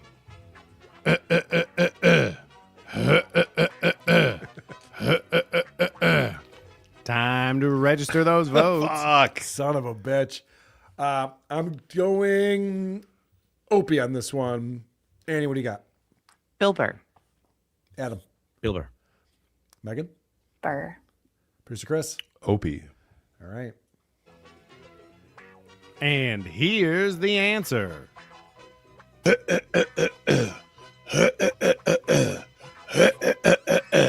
Good morning, everybody. Welcome to my live stream. I do not feel welcome. But Oh, shit. I paused it right at the joke. My bad. So I would back that up a little bit. Oh, that was a tough one right there. do not feel welcome.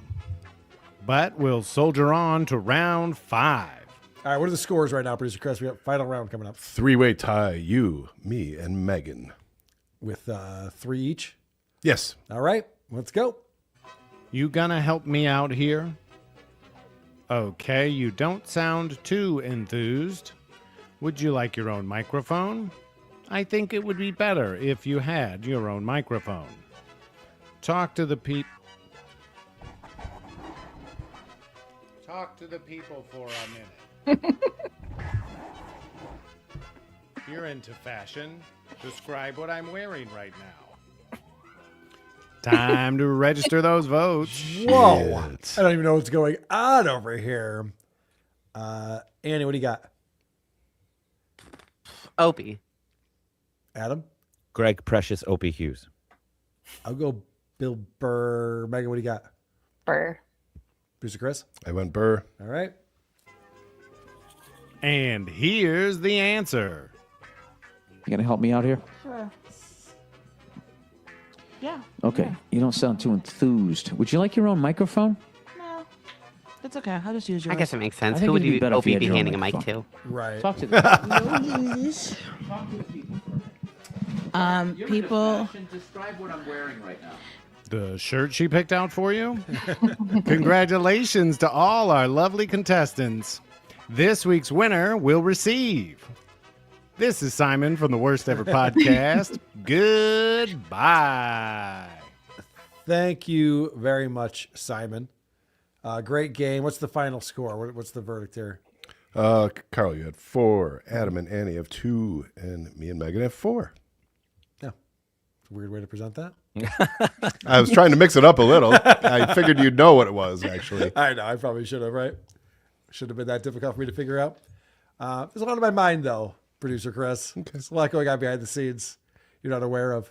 And I know one of the things is people are commenting on our show on Spotify. Of course, this is an audio podcast. We're one of the few that's still putting out the audio podcast for those people who like to get shit done while they're listening to Who Are These Podcasts. And we get comments on individual episodes, Spotify. Please participate in that. Helps with the algorithm. And you might get your comment read by the lovely Megan. What do you got for us? All right. From episode 730, I have Nick B saying, I never hated Gallagher so much, followed by Justzilla answering his comment with, bits and pieces, bits and pieces. I don't think it'll get old. I think it's fun. I think it's great. I was asking Vinny if there's more videos of them doing that bit, like either on TV shows or on stage or something. We'll be looking for it. I saw it was that Dave Clark 5 song, but it's got to be like a Monty Python or something where someone did that and they're just ripping it off. I haven't found it yet, but I'm determined to. Okay. Keep on it. They did mention Monty Python, so that was the lead into that. Yeah. We're not the Marx Brothers. We're like Monty Python. And they started doing that thing. Like the silly walk. Yeah. Right. Yeah. All right, we have some guy in New Hampshire saying, when I leave my posh McMansion and drive up to the lake house, it's humbling. It really is. Opie is an out-of-touch douchebag having romantic weekends with Doggy in his Norman Bates beach house. Well played. And then I have a couple from episode 731. Ken Kerper says, Andy was great this week. Back to being gay and speaking truth about Kiss. Okay. And then I have Let Music Save You says, oh, wow, an actual WATP episode like it should be. A lot of people liked your bonus episode. Well, the one we did on Saturday, Fierce Fatty, we revisited Vinnie Welby. Mm-hmm.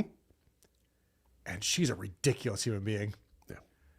49 benefits to being fat was the subject matter of our show on Saturday. If you haven't checked that out, it's very funny. It is. I enjoyed it quite a bit. Annie, any new reviews that we have? Yeah, I have a couple over on Apple. This one comes in from Nate Rob X saying, I heard Carl is quitting podcasting. Why now? Why not 10 years ago? Not quitting podcasting. Too bad. Is it a 5-star review? 5 stars. Nice.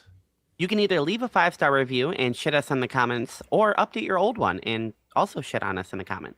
Yes. It's always fun. This one comes in from Podcast Addict saying, if you haven't watched or rated the show, you're gay or burr. Gay or burr. Not familiar with that game, but I like it. 5 stars? 5 stars. Excellent. What are you, 5? Michael C, $2. Bits and pieces, bits and pieces, bits and pieces. We got to get the drop. Yeah. What are we waiting? What are we waiting for? How did I just think of that now? It's somewhere in here. I got to okay. Organize things. Fair enough. Before we organize things, let's talk about some plugs. Adam's got a plug for us here. I do. There's an author named James Campion. He wrote a book about Kiss called Shout Out Loud. He wrote a book about Warren Zevon called Accidentally Like a Martyr. And he wrote a book about Prince called The Revolution. And I was a guest on his podcast, 300 Favorite Albums, which you can find wherever fine podcasts are downloaded. We talk about Randy Newman's album Sail Away. Wait, so you actually don't talk about Kevin Brennan wherever you go? Talk about other things too? Well, we kind of focus more on his brother Neil. Perfect. That's excellent. We'll check that out. Mm-hmm. Very good. We talk about a lot more than Randy Newman. It's a very long, interesting conversation with a very bright guy. All right. James Campion. 300 Favorite Albums. Annie, what are you up to? Not a whole lot. I actually lost my job last week, so now I'm unemployed. So if you want to have me on the show, reach out to me on Twitter or wherever you see me, and I'd love to be on the show. I got nothing else to do right now. That sucks. Reach out to Annie. Anyone else with plugs or promotions we should discuss? I'll take that as a no. That means it is time for the voicemail segment. And, of course, Gary in San Diego introduces it for us. It's a bunch of crap. Swing and a miss. Rock and rolla. I just called to kiss everybody's asses, so here we go. Producer Chris, you're my favorite. Love your sense of humor. Your fatal uppercuts with your one-liners are great. Adam, since you joined WATP, love your insight in breaking down psychotics such as Opie and Stuttering John. And pretty funny, too. Not too bad. Annie, Megan, love your contributions, as always.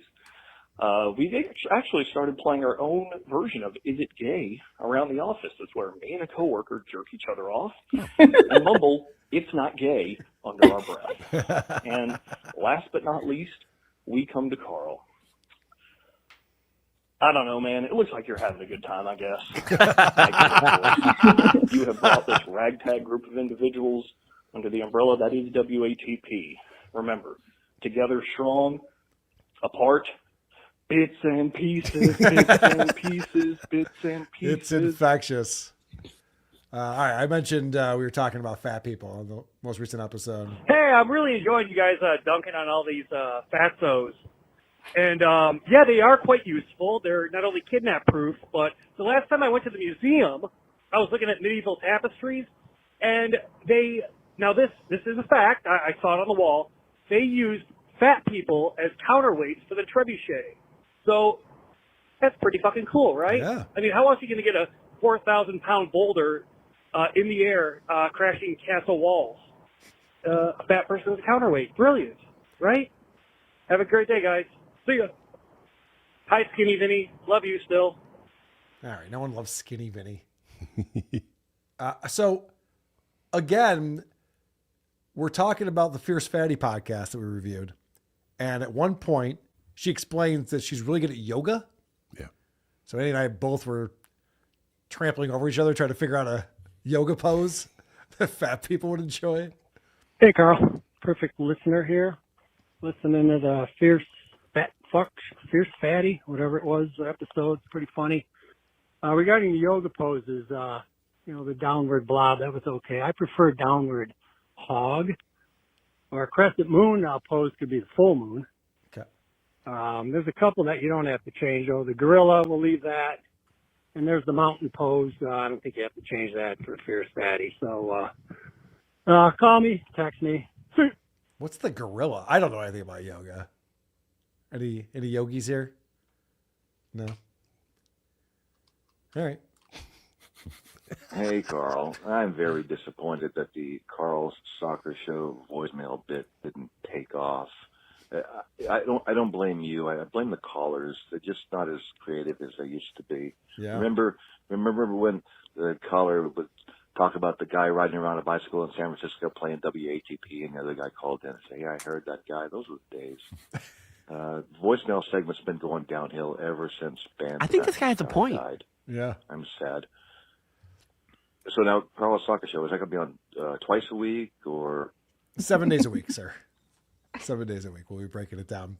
Yeah, BPG. Call in, man. We miss you. One of the great voicemailers on the show. Here's another fat person benefit. Carl, WATP. Yeah, listen to that fat chick talk. I remember when I was a kid, my sister's friend, he was telling me, he's like in his 20s, but he told me that he had to find a fat girlfriend for the winter time so that he wouldn't have to pay as much for his gas bill. Oh. Fat people, body warmth. Sure. All right. Anyway, that was the only benefit I knew of being fat, other than I don't know. I think that's the only one. All right, Don't blow away during a hurricane. Go find a fat Yes. chick. Yeah, but then you got to be touching them and stuff. Yeah. It's not like a fireplace. A fat person's not like a fireplace. You don't just like stand near it and put your hands up, No, you have to climb in like a beanbag. It's a whole thing. Bits and pieces, bits and pieces. Carl's foot saw a sign that says turn left right here and committed to the bit. Bits and pieces, bits and pieces. The Opie and Ron show should be called the Opie and Ron in out of ideas. Bits and pieces, bits and pieces. Producer Chris? Why is he called producer? I never see him sell any produce. Bits and pieces, bits and pieces. Keep going, man. Stuttering John might think that Adam Busch is a great actor to the point that he's going to ask him to make him a robot girlfriend. Bits and pieces, bits and pieces. I'm going to do this just like how Opie ends the show. That was actually very well played. Well played, yes. Hey, Carl. I stopped at a BP gas station over the weekend and asked the cashier if he knew what BP stood for. You know what he said? Bits and pieces, bits and pieces. Fuck off. That's all anyone can think about now. Jesus Christ. They just see BP up on the side, like, what, is that bits and pieces? It's taking over. What have we done? Taking over the Dabbleverse. Carl is a really funny podcaster, and I love everything he's ever done. Bits and pieces, bits and pieces. Vinny Winnie, people's champ. Son of a bitch. Thought I had one there. Oh, I got corrected on something. No. Hey, listen to the last episode where Ronnie Babes was talking about latchkey kids. The reason Dopey started doing the phenomenon. Ron said the word phenomenon. Don't call me back. He said phenomenal, and I did get called out on this. I did forget about this. This is the reason why Opie started singing that. This was by Henchman. He sent this in. What is it? He picked up on the fact that you'd like to say the word phenomenal. Who doesn't? Listen to this.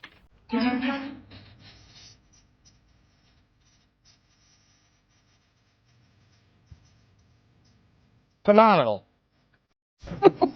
Phenomenal. Phenomenal.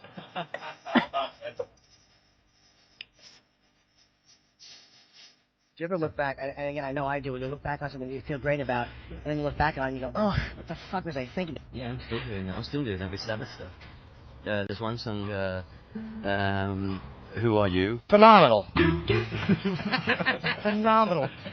Anyway, that goes out. So you get the point when we get to the joke on that one.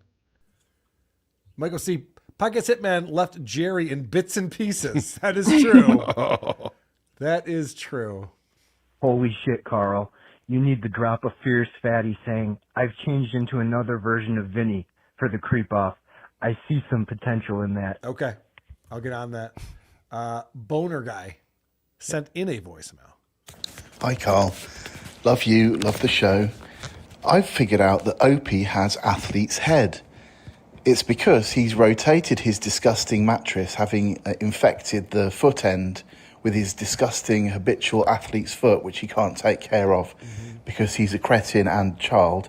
And when it's got to his head, it's made his eyes go slitty, his skin look like ball bag skin, his hair look whatever the hell that's looking like, and his lips go red. It's the world's first ever case of athlete's head. Well done, Opie. Shout outs to producer Chris, the MVP, Ronnie in Syracuse, and of course the fabulous Annie. Goodbye. Thank you, Boner Guy 69. Boner Guy's great. He contributes a lot to the show. Sends me stuff all the time. But if he sends me cop cams and I don't play them on the creep off, he gets very upset about that. Oh, I guess you didn't like my cop cam videos that I sent to Carol. There's lots of cop cam videos, you know? There are. And if they're over 20 minutes, I look at that on a Monday morning. I'm like, well, that's about all the time we have for. I'm just trying to get some insight into what goes on behind the scenes over here. No, when the quartering does it, it's terrible. But when we do it, it's prime entertainment. I gotta go. Bye. I gotta go. I gotta go. I gotta go. I gotta go. So anyway, Keith Richards Liver says producer Chris is cool. Oh yeah, why is he cool? Okay, bye. All right, everybody. You know, this was a great podcast. It was very revealing. This is it. It's over. Okay? Goodbye. Goodbye. Hey, goodbye. Okay, folks. Guess what? The episode's over. All right, ready to roll the credits? Yep. All right, guys. Bye. Until Jack. next time. Bye.